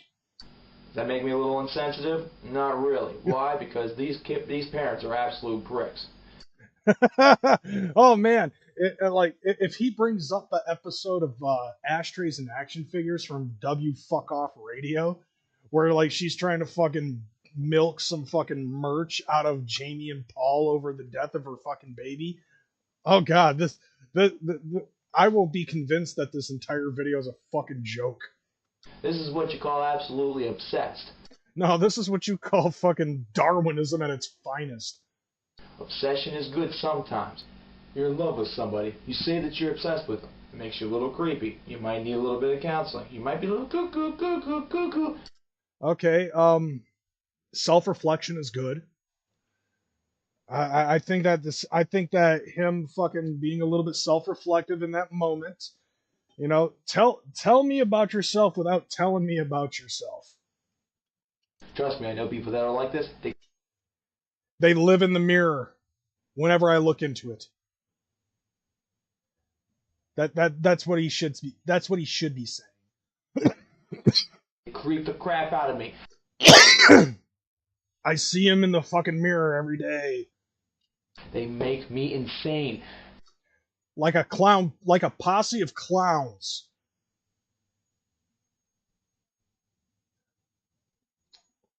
Next week on Chatterbait. They're like the people from The Grudge or some shit. But obsessed with a band is one thing. If you know all their music, that's cool. Okay, so where's the downside of this fucking argument? Because a lot of us in this chat are obsessed with Insane Clown Posse. A lot of us in this chat are fucking, you know, like we know almost every lyric to every fucking song that ICP has put out. So fandom is important, you know? And everybody's got their favorite fucking flavor of sauce. So why are you fucking arguing over this Annabelle Lotus thing? If you want to go to all their concerts, that's cool. If you want to buy a t-shirt or two, perfectly alright. I mean, yeah. Where's the argument? I want to know what the fucking argument is in this. But to have a themed wedding based on a band, it's a little hardcore. Yeah. Which a lot of people do outside of Insane Clown Posse, bro. And it's not even just based off of a band. Like, I've seen a wedding that was all Final Fantasy themed. What it's like, I mean, honestly, like, because that's my favorite fucking video game, or one of my favorite video game franchises, I'd be down for that. So, okay, like, the dude is basically generalizing everything by saying, oh, if you do this, then you're fine. You know, like, everything that you said about the Juggalos is what Juggalos fucking do. Like, you're making it sound like, oh, it's fine for everybody else, but if the Juggalos do it, then it's horrendous. You know, that's almost like saying, if if anybody else were to say that if you are an illegal immigrant, we're going to get you out of our country. If anybody else but Trump says that, it's fine. But if it's Donald Trump saying it, then he's a racist, sexist, homophobic, xenophobic bigot. You see the comparison here? It's basically the same fucking argument. And this guy's basically trying to say, and this is what is coming off to me, is like anybody else that isn't a fan of Insane Clown Posse that goes to shows, buys their merch, buys their albums, memorizes all the lyrics, and is a big fan of said artist, you're fine. But if you're a fucking juggalo, you are a cultist. That's some very, very dangerous behavior. Not to mention, it's one thing, ladies and gentlemen, if this was their funeral. If this was a funeral for the mother or for the father. But no, this was the funeral of a child who doesn't even know what Insane Clown Posse was or is. Okay, now, I'm not saying this in the defense of Annabelle Lotus, or even Juggalo Jules and whatever her baby daddy was, but Juggalo Jules and the baby daddy were both fucking juggalos. They were going to, like, obviously raise this kid juggalo, like some juggalo parents do sometimes, you know? And when it concerns, like, juggalo parents, if both parents are fucking juggalos, chances are good that because they listen to Insane Clown Posse or anybody else from Psychopathic Records or anything underground for that specific thing, they are, you know, the kid is going to pick up on it. Even though, yes, it's a little bit fucking tasteless that they fucking did this shit, that's how they planned to fucking raise Annabelle Lotus, despite the fact of dying at 4 days old. This child may have hated Insane Clown Posse. I mean, probably. Now, keeping in mind, I'm a fucking juggalo. I'm a parent. Never once did I want to push the whole juggalo thing on my kids or anything like that.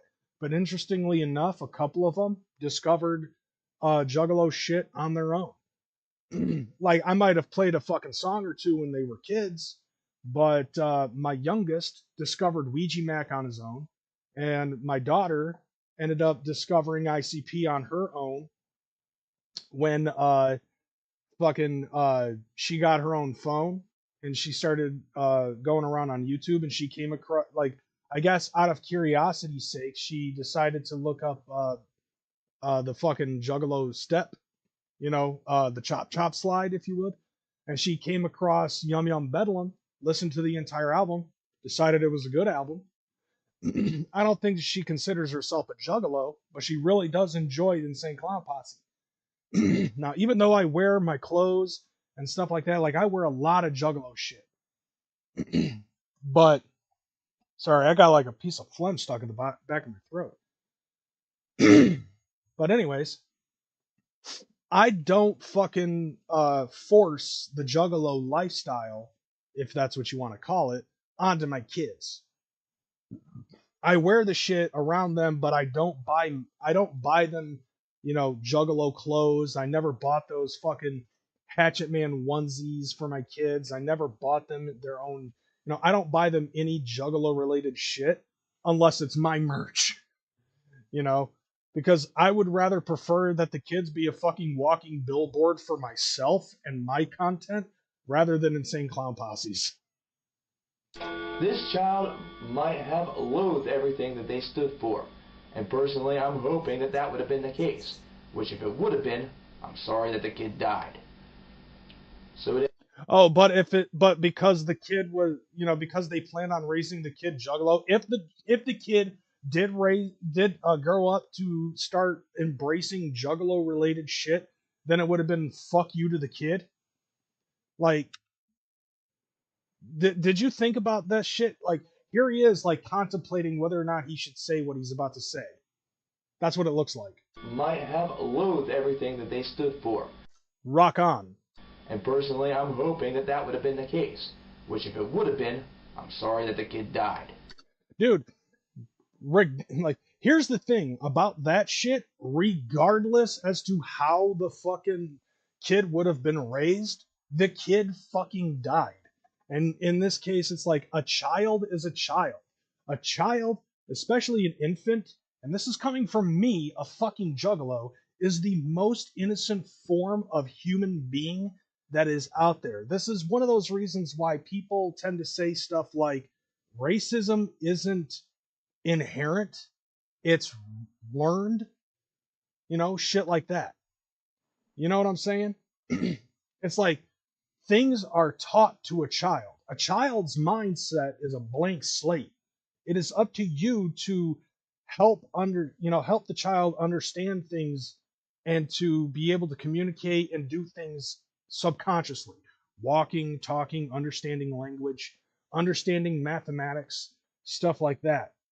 Racism and shit like that, or behaviors and such, are basically learned.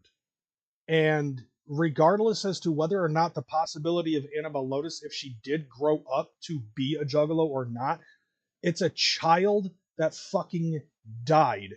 And by saying that if the child grew up and hated ICP, I'm sorry that the kid died. But that also implies the exact opposite, where it's like, if the child did grow up to become a fucking juggalo, but the juggalo kid, but the baby died anyways, fuck that baby. Like, it's weird because I agree with you, Anon. He did stereotype clowns earlier, claiming they required clown cars. When the reality is like, I bet you, like, all we're seeing is a Pink Floyd shirt and jammy pants, but I'm pretty sure that this dude is fucking clown shoes right now. So at any rate, if you're a fan of the Insane Clown Posse, I don't mean to piss you off, but your music sucks. That's an opinion. Like, I don't get mad at a fucking opinion, but it's like when you do something like this, that, you basically, don't get me wrong, I have no problem with somebody who formulates an opinion based off of this, but when you're constituting that opinion as fact, it's just like, Insane Clown Posse sucks, it's scientifically fucking proven, aliens.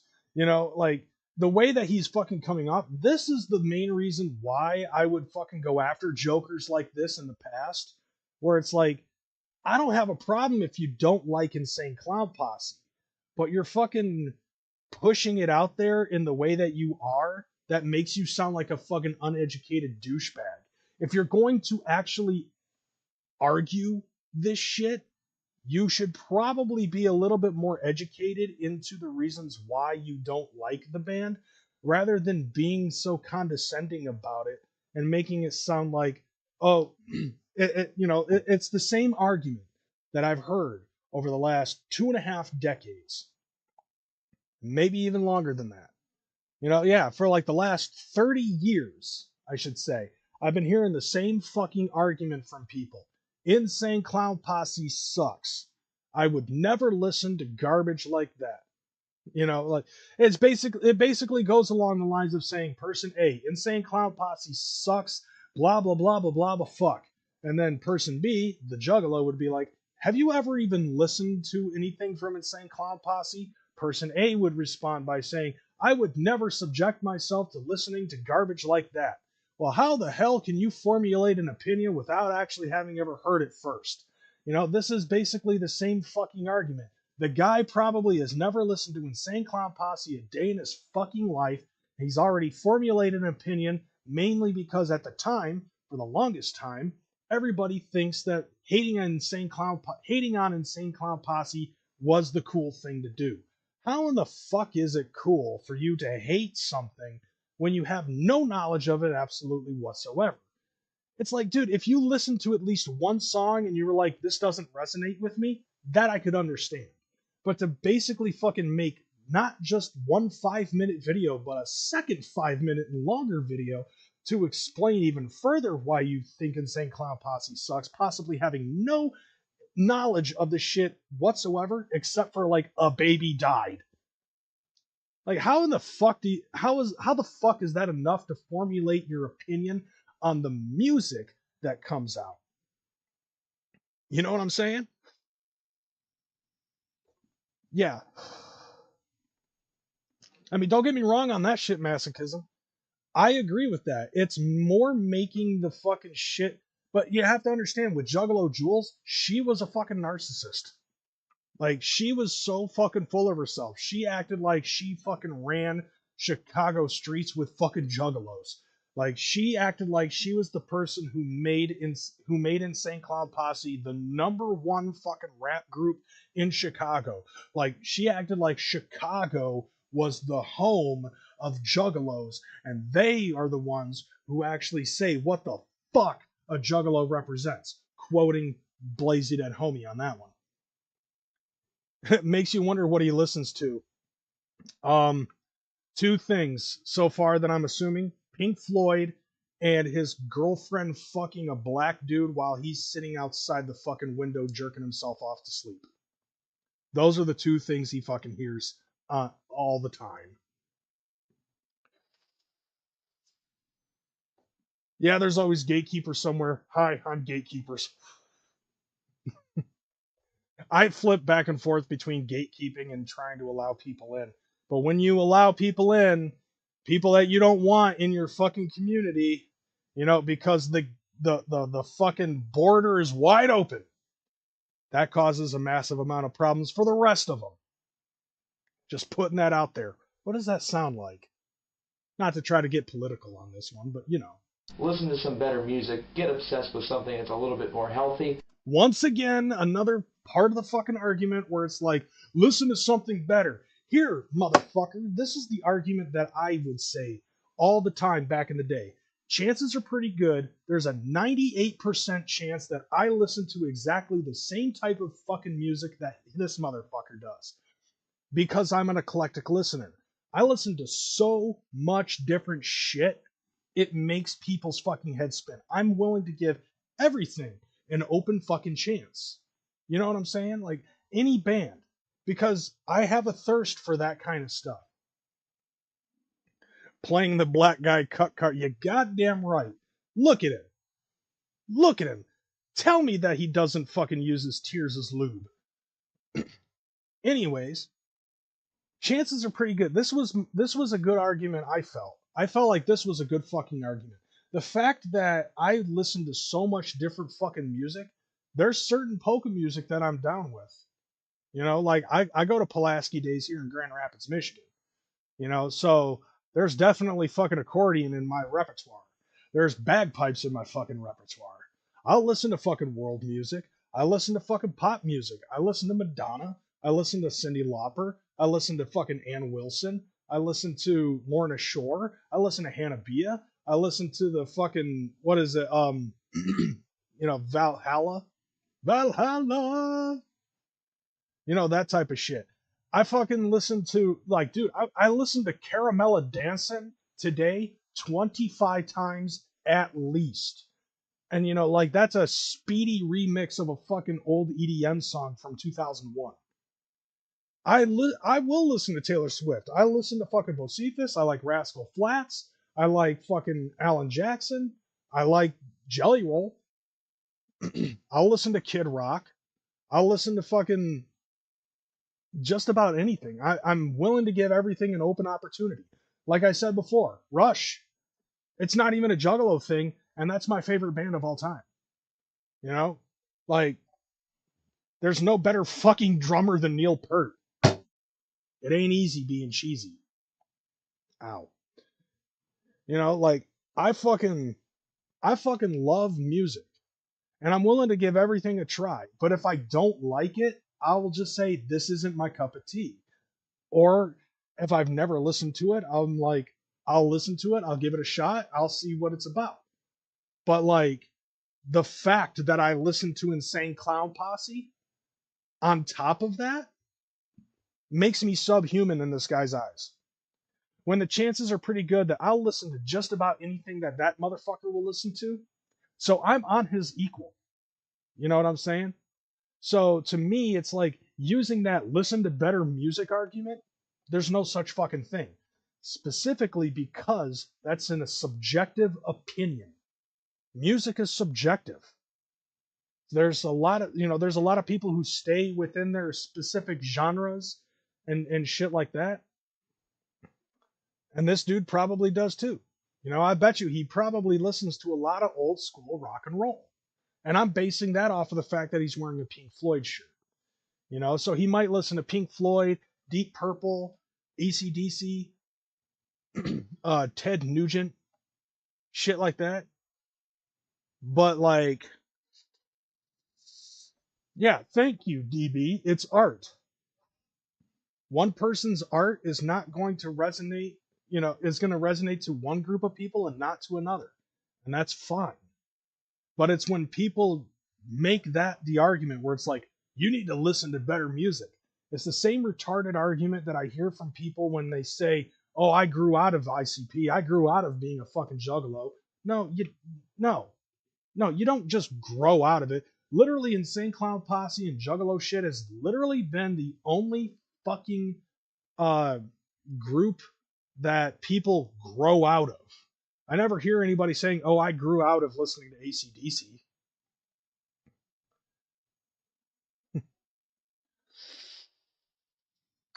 And please, stop calling yourself stupid names like Juggalos and Juggalettes. Why? Dude, okay, what about the Kiss Army?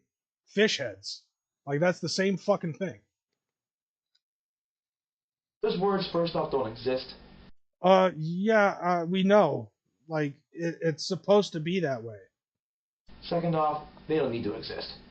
Third off, the group of you shouldn't exist. That's it. Once again, subjective opinion, bro. And it's sorry, not sorry, but it's been a thing since like 1991. You're doing this in 2010. I think it's a little bit too late to fucking stop it. Anyways, you just heard the trademark clock over here saying that I'm about out of time. Because it's time for me to go nighty-night.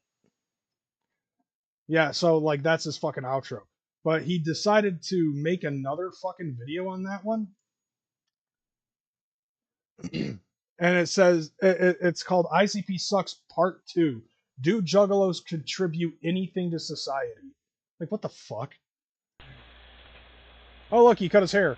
Hey guys, I think we've seen in the other ICP video that I've made that these people are eager and willing to defend a band that is absolutely terrible. Says the guy who has a sign in his back fucking wall that says, let's go penis. Or does that say pens? I don't know. So you could tell from the audio change up that he's doing this one on his computer, but it looks like he probably has one of those 1998 stick mics. If you don't remember how it sounded on them motherfuckers, holy shit. What's the other stuff that he has? Oh, okay. Let's go pens, because he has a fucking Penguins fucking poster in the background. Like, dude, yeah, exactly. Madonna's the shit. Like I said earlier, man, I was listening to Caramella Girls earlier today. I love the fuck out of some EDM. Like EDM, dance, trance, rave, all that shit. Who's this chick on the fucking poster behind him? Hell, who's that band that in that poster behind? Is that Slipknot? I don't know if it's fucking Slipknot or not. But like, here's the funny thing. Take a look at his fucking shelf in the background. Look at all those CDs that he fucking has. And he has a couple of vinyls, it looks like, on his sitting on his shelf. And so like he listens to all of these different CDs, but Insane Clown Posse is the one fucking crutch that he's on in these videos. Almost to the death, which kind of reinforces the cult phenomenon that I was really getting at. I'm pretty sure that, I mean, it's 2010 at the time that he made these, so I can only imagine how many times he had somebody saying, "I'm gonna kill you with my hatchet," written in his comments. But I mean, to me, I feel like that this is a little bit more of a fucking poignant argument that I'm giving than anybody else probably would have. And it's the same shit that I've been saying for the last 15 years or so. Whenever I made the video. Now, I will say this. There's one piece of positive news for Juggalos that is going to be addressed in this video.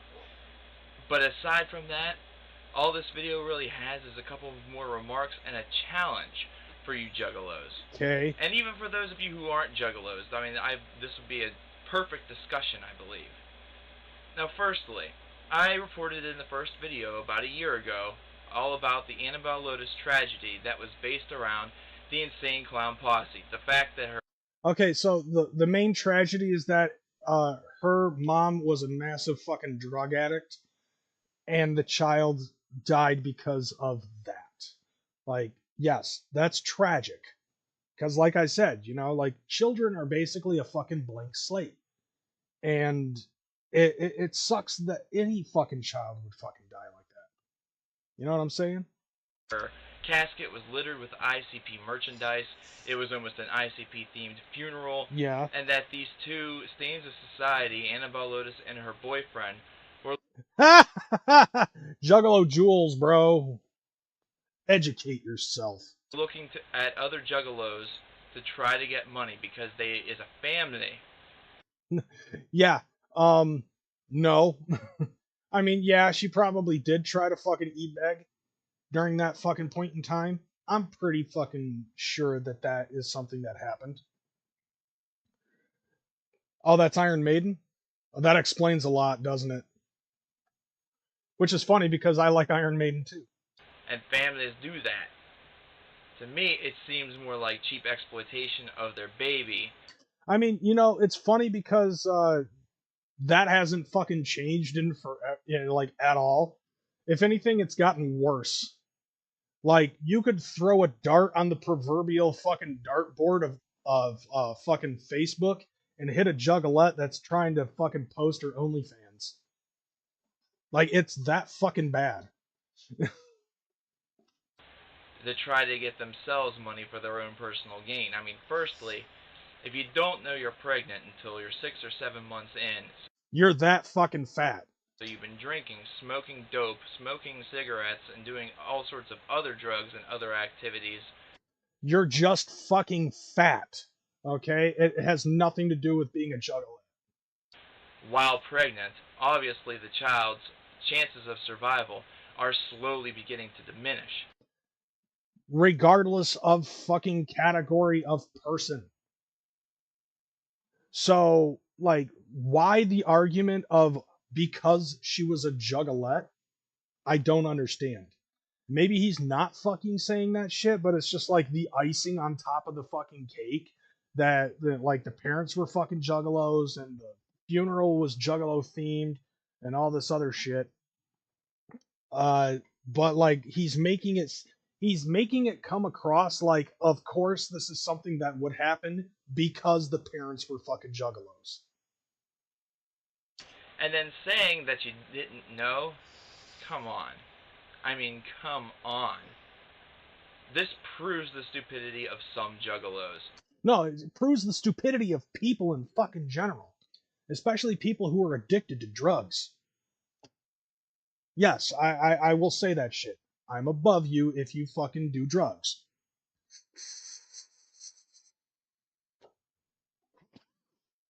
And I say some because in my other thread I have found some intelligent ones. Really? Like in the years since the last video that you made? You found some intelligent juggalos? Probably like myself, who was actually like, no, bro, just because they're fucking juggalos doesn't mean that they're drug addicted fucking people.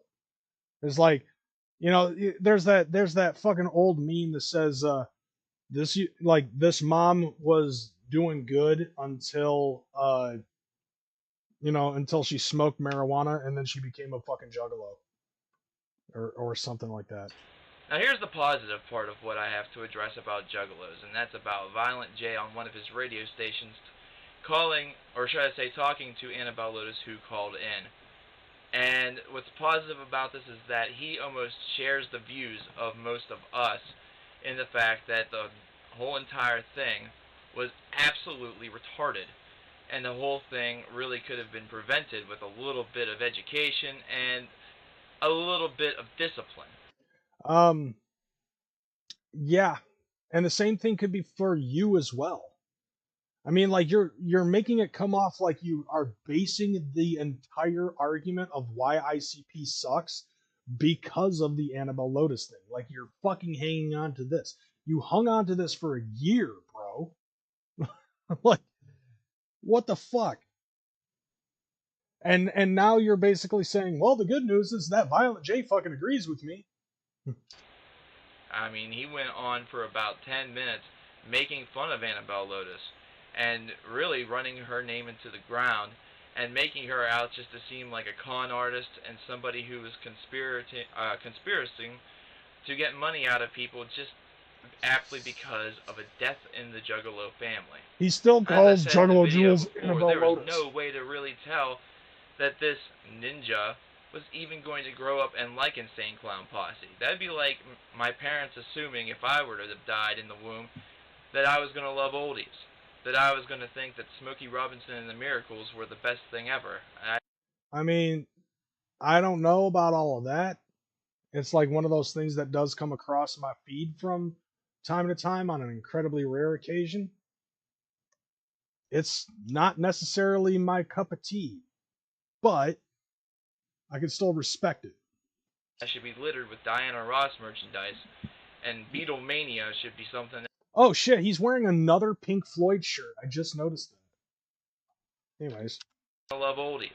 That I was going to think that Smokey Robinson and the Miracles were the best thing ever. And I should be littered with Diana Ross merchandise, and Beatlemania should be something that happens to me each and every day. I should have a haircut that looks like a bowl, just like Paul McCartney and the rest of the boys back in the day. Okay, what's your point? There's no way of knowing at that age, and Violent J was able to address that.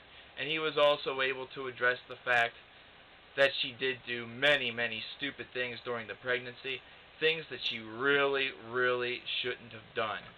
It really showed that despite the fact that their I think I remember hearing this fucking clip that he's talking about. Music is awful and has many, many references to some pretty awful things. We're talking regarding children, regarding people, regarding retards, regarding other... What the fuck is he talking about? Hold on a second. I didn't catch all of that. These stupid things during the pregnancy, things that she really, really shouldn't have done. It really showed that despite the fact that their music is awful and has many, many references to some pretty awful things. We're talking regarding children, regarding people.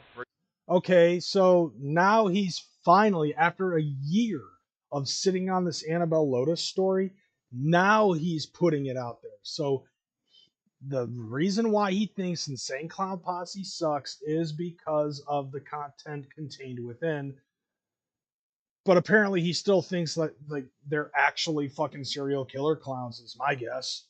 I'm just assuming, just based off of the way that he's fucking putting this out. That's the whole gimmick, bro.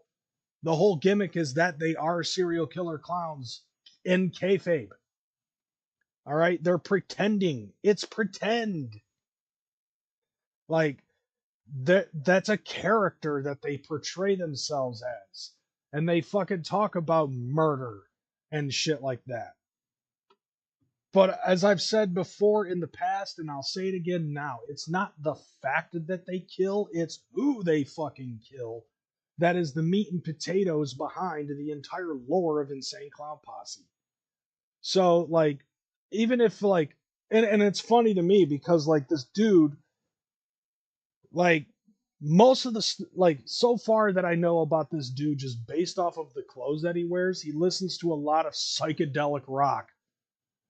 And fucking, like, you want to talk about listening to fucking Pink Floyd when, you know, you want to talk about fucking how Insane Clown Posse sucks because of the, you know, because of whether it be the, like, the lyricism or the characters that they portray themselves as, or the type of music that it fucking is.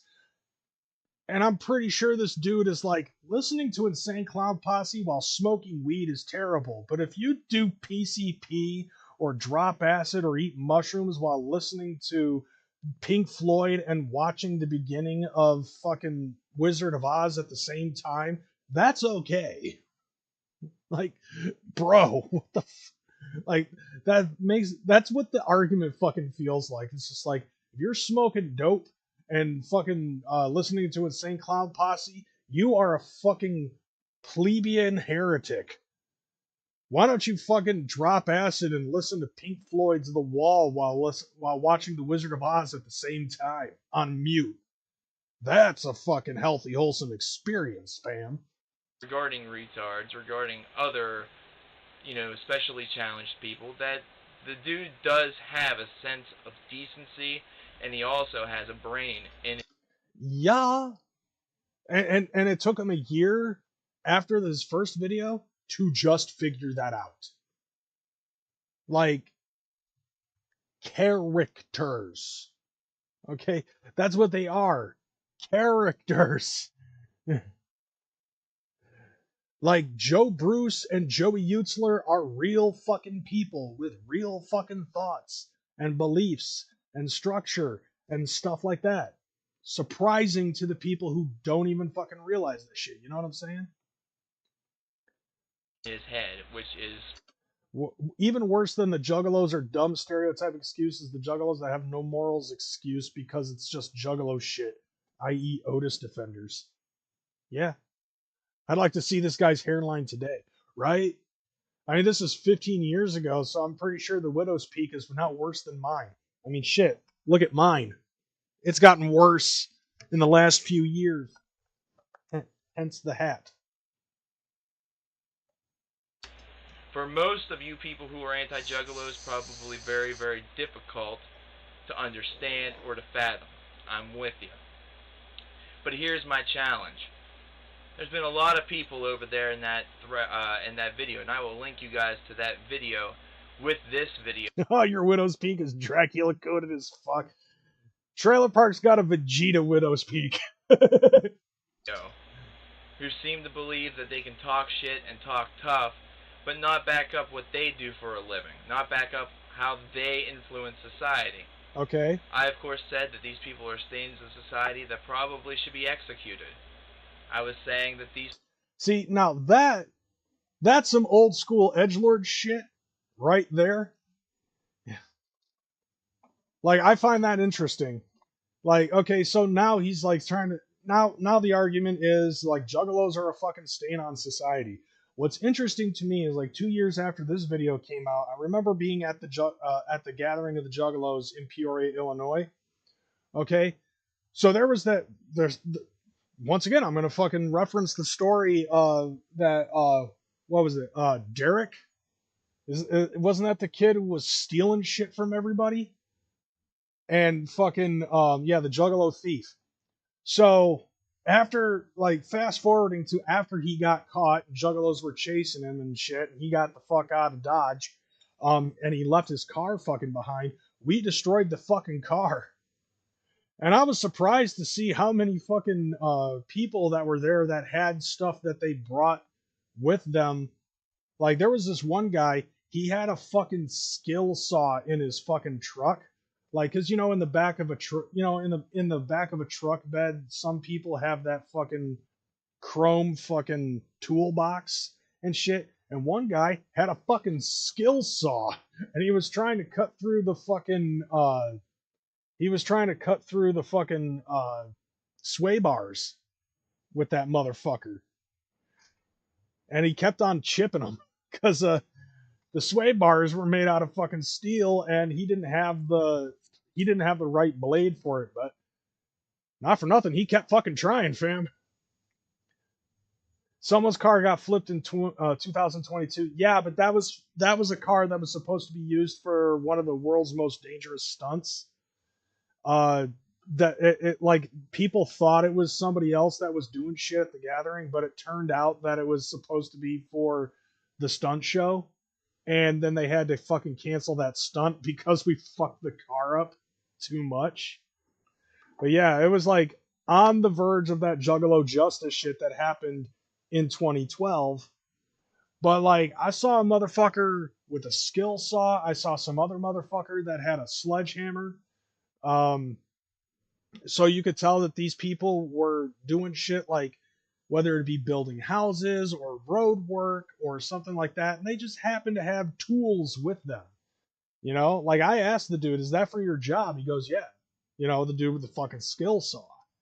And like, to answer this dude's question, I work in an auto parts factory. That's my day job. So like, I help ship parts to other fucking companies that put the pieces together, and eventually it ends up like, I'm on like a tier 2 or tier 3 out of 5 tiers before it gets to the fucking main plant, for assembly and everything. So I'm somewhere in the middle of the fucking tier list for the automobile industry. But then again, being in Michigan, you would think that would not be surprising. But there's a lot of juggalos out there who do fucking contribute to society. And this dude thinks that just because we're fucking, like, this is simplistic thinking that this dude portrayed in this video and in the last video, where it's like, all of us are fucking drug addicted fucking alcoholics, and all we do is just sit around the house with no job listening to Insane Clown Posse all day. As if none of us ever fucking got out of our teenage phases. Some of us actually have jobs. I know people who, like, my ex-girlfriend's a fucking teacher, and she's a fucking juggalo. I know people in the, that are nurses, and they're fucking juggalos. There's a lot of other people that actually do contribute to fucking society. You know what I'm saying? The stigma that fucking juggalos are broke is gone. I mean, shit. How many fucking hockey jerseys have I gotten this year? How much money have I spent on fucking merchandise for ICP alone just in the last 365 fucking days? You know what I'm saying? The same thing goes for fucking all of the video games that I've paid for over the last year. Yeah, motherfuckers think that Boy Blue is basically the commonplace staple of Juggalo shit. And that's not true whatsoever. Hell, there are people that are not even Juggalos who live worse lives than us. You know what I'm saying? People probably do nothing but stay in their basements and listen to ICP all day. No, I stay in the basement and play Nintendo all fucking day. There's a difference. I listen to chip tunes on the regular. And then go out in the real world and only converse with other juggalos. No, unfortunately, that's not the case. Actually, fortunately and unfortunately, that is not the case, I should say. Because peopling fucking sucks. I'm at that age now where I'm like, leave me the fuck alone. There's only like a small handful of people that I want in my fucking circle as of right now. Because the vast majority of people, Juggalo or not, can be fucking toxic as shit. If you ain't Juggalo, if you don't ride, you gonna die. I mean, there are certain Juggalos in our community currently that I want absolutely nothing to do with. Absolutely none. And I've cut a lot of them off. I don't want to fucking converse with people like Boy Blue or people like them. I don't want to fucking converse with people who, as soon as I introduce myself, they're introducing me to their OnlyFans. I don't want to converse with fucking people that are condescending. I don't want to converse with people who are absolutely negative about absolutely everything. Negativity being an absolute. I don't want to converse with people who all they fucking do is just sit around and talk about drama and what everybody else is fucking doing in their daily life. There's a lot of people in this fucking community that I do not want to fucking talk to. And there's a small handful of them that are actually still pretty fucking cool. As they were to say. So Juggalos, let me know. What exactly do you do for society? Like I said before, I work in the automobile industry. And that's actually contributing to society, because who doesn't need a fucking car? Who doesn't want a fucking car? The only way that you're probably not going to be able to, the only way that you're going to be able to get a car that I have not had any hand in whatsoever is probably a car that's from overseas that, probably like a foreign vehicle that is not at least, that is not at least 3 years old. Anything older than that, I probably don't have my hand in. But I do help out with the automobile industry. That's my fucking job. And it's like everybody needs a car. Everybody wants a car. Not everybody has a car. But that's very fucking helpful. Especially if you're trying to, say, head over to fucking Juggalo weekend in a couple of weeks, and I'll see you there. Most of y'all are going to need a fucking car to get there. In some way, shape, or form. You know what I'm saying? So, yeah, that's how I personally fucking contribute. What exactly do you contribute to all of us? Is there something that is important that you do? I mean, like, Juggalos as a whole, no. Juggalos as individuals, yes. You know, being a fucking Juggalo in the world is a little bit different than being a person in the world who is a Juggalo. You know what I'm saying? Like I said before, there are people who are in the nursing field, or some, like, fuck, isn't Nick Bizarre? Nick Bizarre's a fucking doctor. All right? Like, or a nurse or something like that. There are Juggalos in this world who are nurses. There are some of them that are fucking, teaching education and shit like that. Hell, there are Juggalos that were cops before we were declared a fucking gang. You know what I'm saying?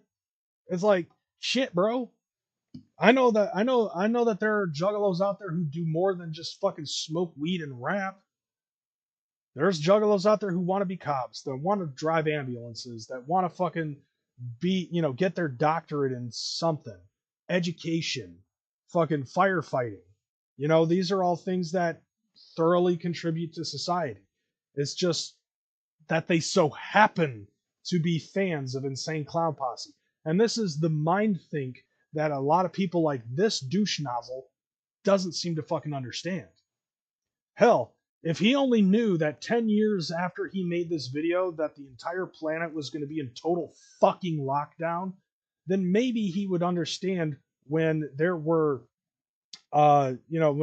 fucking jobs that were necessary, like the food industry and fucking and gas stations and police officers and shit like that. What was it that they were fucking called? I know it wasn't like necessity jobs, but they were called something. I can't remember what it is off the top of my head. The word fucking escapes me. but you know what I'm saying. Like, I personally, like, just to debunk this dude's fucking argument, 2019, 2020, and 2021 really fucking showed what people actually do contribute to society when it concerned, like, having to keep food, the food industry open, gas stations, that type of shit. Essential workers, thank you. Yeah, because these type of jobs were fucking necessary in order for people to get the things that they needed: food, medicine, toilet paper, eggs, shit like that. Unfortunately, this dude and everybody else on the planet didn't know what was going to happen 10 years from then. But I would say maybe this dude could look at it now. Imagine if this dude, like, during fucking COVID, right, where the whole planet was fucking locked down, and let's just say, for the sake of argument, that only juggalos were the only things that were keeping these essential jobs open in his surrounding area. Then maybe he would probably understand what juggalos actually do contribute to fucking society.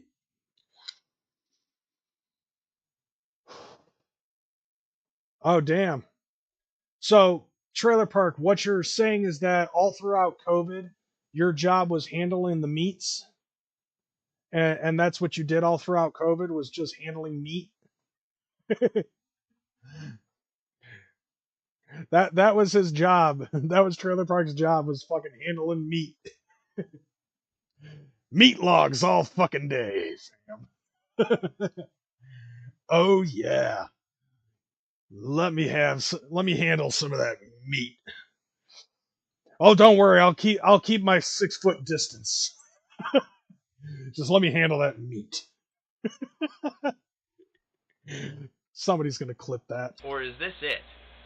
Is this your entire life? Is this what it's going to be? No, the Insane Clown Posse is not my fucking entire life. I also have video games and a cat. Just listening to a band, wearing face paint, calling yourself a juggalo. Imagine if this dude listens to Kiss and he's making the same fucking argument. Listening to a band and wearing face paint, looking like Star Child, running around my mom's basement pretending I'm shooting a fucking laser out of my star eye. Anime, right? And constantly droning on about how you're an outcast. I mean, that is true. Do you actually work? Do you actually have hobbies? Oh my god. Do you actually do things that aren't ICP related? Because from Nintendo, I play it every day. Nintendo, it's a sickness, so they say. Nintendo. And PlayStation. And Sega. This dude cannot literally fucking believe what he is saying is truth. Like, a couple 100,000 of us just fucking sit in our mom's basement, smoking dope, listening to Insane Clown Posse, complaining about how we're outcasts and shit, and none of us fucking contribute anything to society. Bro got on the internet and said, "Get a job, jugglers."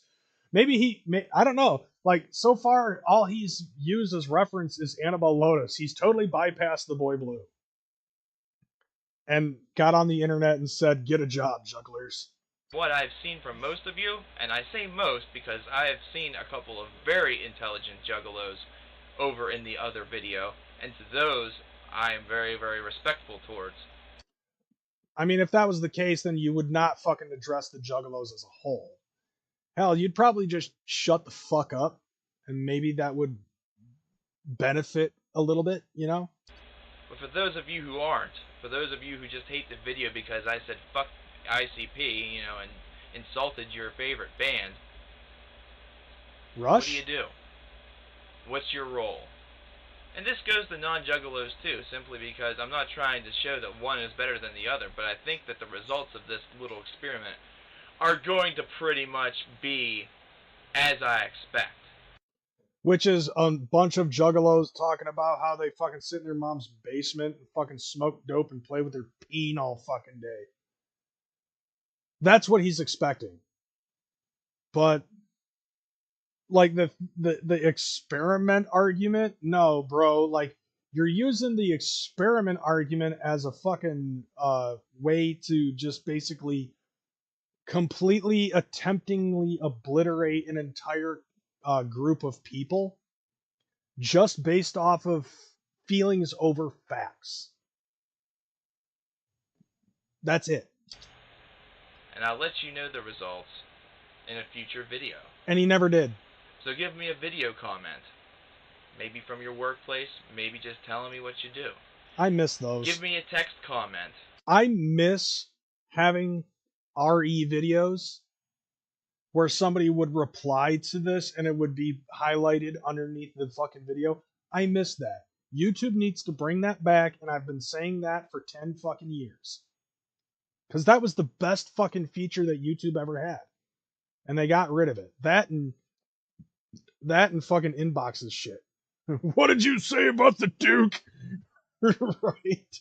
If you don't have access to a camera. If you don't have access to a camera, guess what? You're a voice without a face, and that's really kind of boring. So, good luck having people take you seriously. So he is expecting you to have money. But here's the thing, fam. If you have a fucking camera, then obviously you have an income.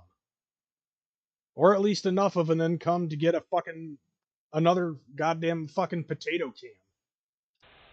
These are pseudo-intellectuals who think you can only listen to concept albums by Pink Floyd or Tool songs about sacred geometry and anything else is inferior. No concept of subjective entertainment. Yes, exactly. And non-juggalos do the exact same thing. I bet you there's probably more juggalos that have cameras than non-juggalos. That'd be funny as hell if that was the case. Like, juggalos want to fucking project their fucking voice, and they'll do anything in order to fucking get it, especially now. You know, nowadays it's like everybody's got a fucking podcast and all that, or a podcast, I should say. And I've said this before, but most of them just fucking have a camera and sit around. But then again, nowadays things have changed up a little bit differently because now we all have fucking supercomputers in our pockets, and each one has a fucking not potato cam, so they could literally just be on their phone and make a fucking response video or do the shit that I'm fucking doing right now. Tool superfans are so fucking insufferable. I agree with that one. Like, don't get me wrong, I like Tool, but I'm not in the case where it's like I had a chick that I hooked up with who was so fucking obsessed with Tool that she thought that Tool was like fucking trying to say something about the fucking Illuminati or something like that.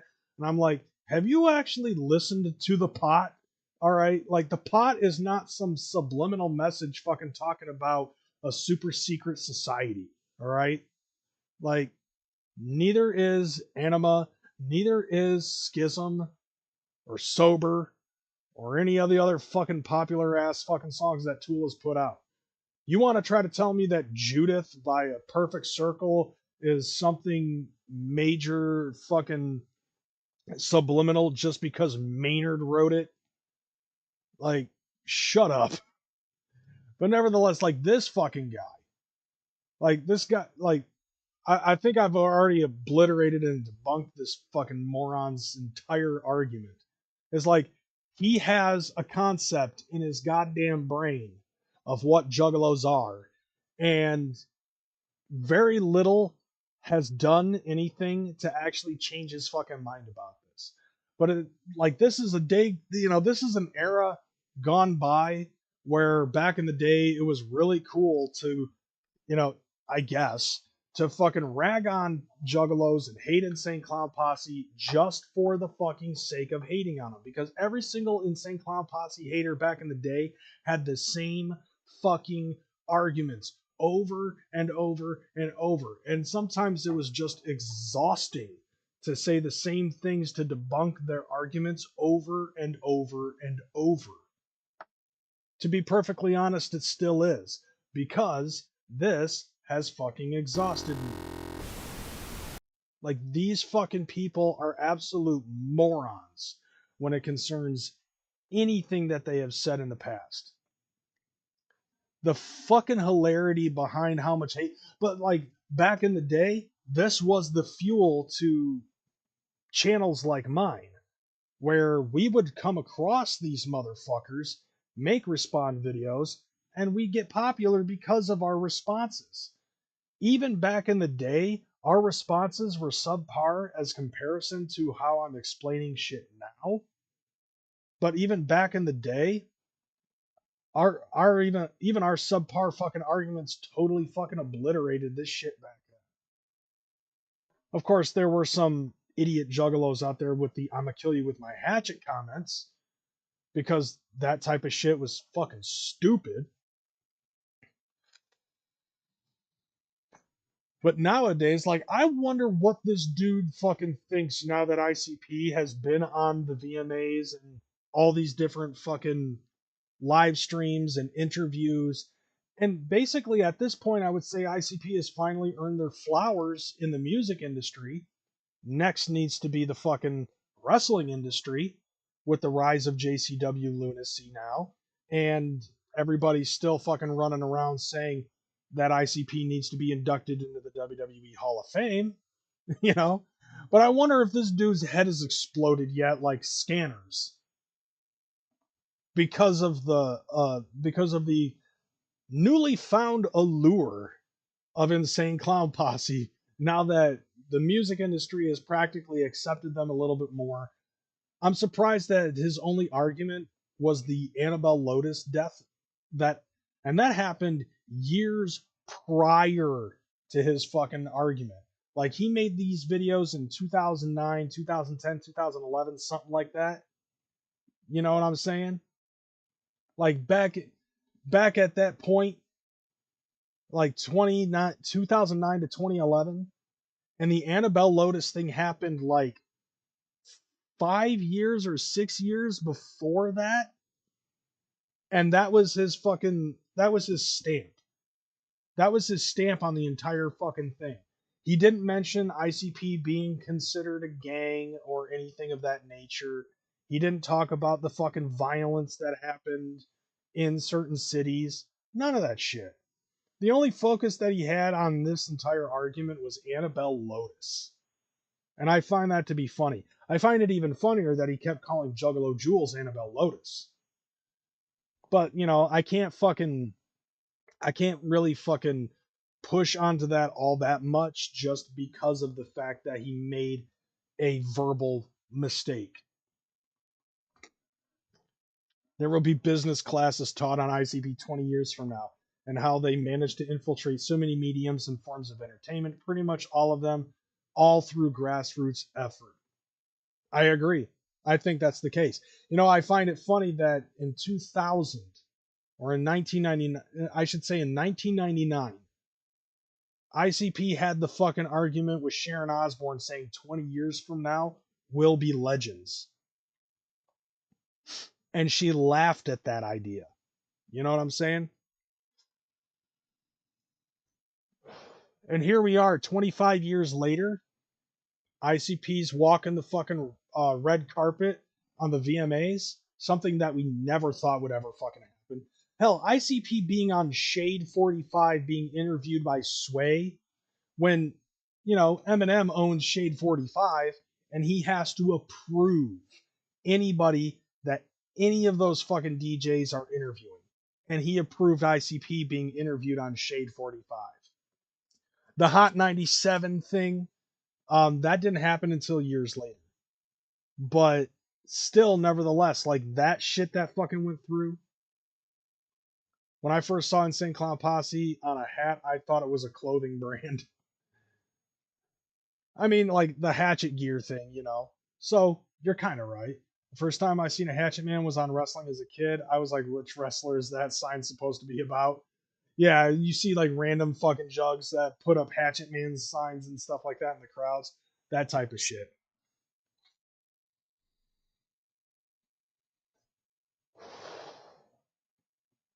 But yeah, I know Mayhem. I don't really follow that channel anymore. But it's like, bro, nowadays, I wonder if this dude's fucking head exploded because he's seen how respected Insane Clown Posse is and how, I guess you could say, more accepting the Juggalo community is.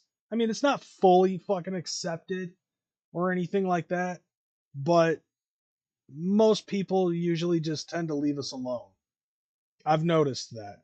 Sure, you still have some people that are around, some people that are currently sitting in my chat, that they kind of, I guess, either fucking try to troll the Juggalos or in some other cases try to leech off of them, for the sake of their own entertainment, like a troll would. But still, it's like, for the most part, we don't get videos like that anymore. We don't get videos like what I just showed, where somebody's sitting in their house fucking complaining about how much ICP sucks. That is a bygone era, unfortunately. You know what I'm saying? Which I kind of miss it, because I would like to see a more high def video of fucking haters. We don't have haters anymore on YouTube. Because, and I don't get why. Is it because, like, YouTube's restrictions are so fucking bad now that like the fucking Juggalo haters are afraid to fucking talk about that shit, and so we can't have a fucking conversation. We can't have RE videos anymore. Like, God, I'm getting fucking old. You know what I'm saying? You're gonna bring them in. I probably will. I don't know. I mean, like, I'm one of the last of a fucking dying breed, even in the Juggalo community, as a content creator, because, like, I'm one of those old school fucking shitlords, and, like, back in the day, like, I used to make videos that would be totally off the fucking cuff about a specific a specific type of content that the Juggalo shit put out. The last Juggalo hater was Kill Cody, and he ran the fade with acetone at Juggalo, Ohio, and then OD'd a few months later. No shit. No shit. He ran the fade? Like, i.e., as in saying, like, he caught the fade? Like, he wanted the smoke with acetone, and he caught the fucking fade. Kill Cody is Chapo's boy, and he was in his Instagram live saying he was gonna murk Juggalos holding a big gun. It was cringe. Yeah, and people want to say that I'm fucking cringe with some of the shit that I fucking put on TikTok. That definitely is fucking that is definitely fucking cringe. Should have a cameraman follow you around and document all the debauchery at the gathering. Bro, like, a vast majority of the fucking shit that would happen at the gathering, I can guarantee you would not be available. And I'm too lazy to fucking edit the fuck out of a video. Oh yeah, yeah, I remember that now. I think I heard about that. Hey, what's up, Eric? Been doing good. Just closing out the night. I feel like I had a pretty good show. Very lively, this chat. Like, I have to give props to that. And also, I gotta give, like, I'm closing this shit out. Yes, this is a fucking screwdriver. So I'm closing this shit out. Fuck that guy. I hope his head fucking exploded when he saw ICP on the runway at the VMAs last year. Because that would be fucking hilarious. Like, imagine him having a Scanners moment where he's like, he sees that shit, he's like, and boom! Like, he couldn't fucking handle it, you know what I'm saying? But nevertheless, I gotta give one more shout out to John Miller for that gross fucking super chat, you bastard. How dare you gross up this chat? Like, I gotta say much props and love to the homie for that shit. I do appreciate it, nevertheless. But I'm getting up out of here. I'll be back. I almost said last week. I'll be back next week for another episode. Hopefully, there's some more fucking news, and hopefully, I'm not regurgitating the same shit that's been going on. There needs to be more shit within the fucking Juggalo community that happens that I can rip off of fucking Fago lovers. Until then, I'm probably going to be continuing out doing more Grubhub things, posting stuff on TikTok or whatever the fuck. You know what's funny? Like, a couple years ago, I used to dislike TikTok, and now it's really grown on me.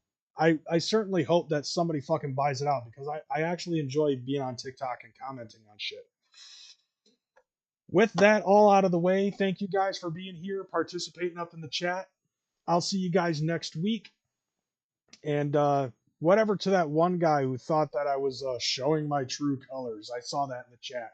At that point, I was like, yep, I'm ignoring you. But nevertheless, see you guys next time. I'm around the bend. I'm out this bitch. Deuces.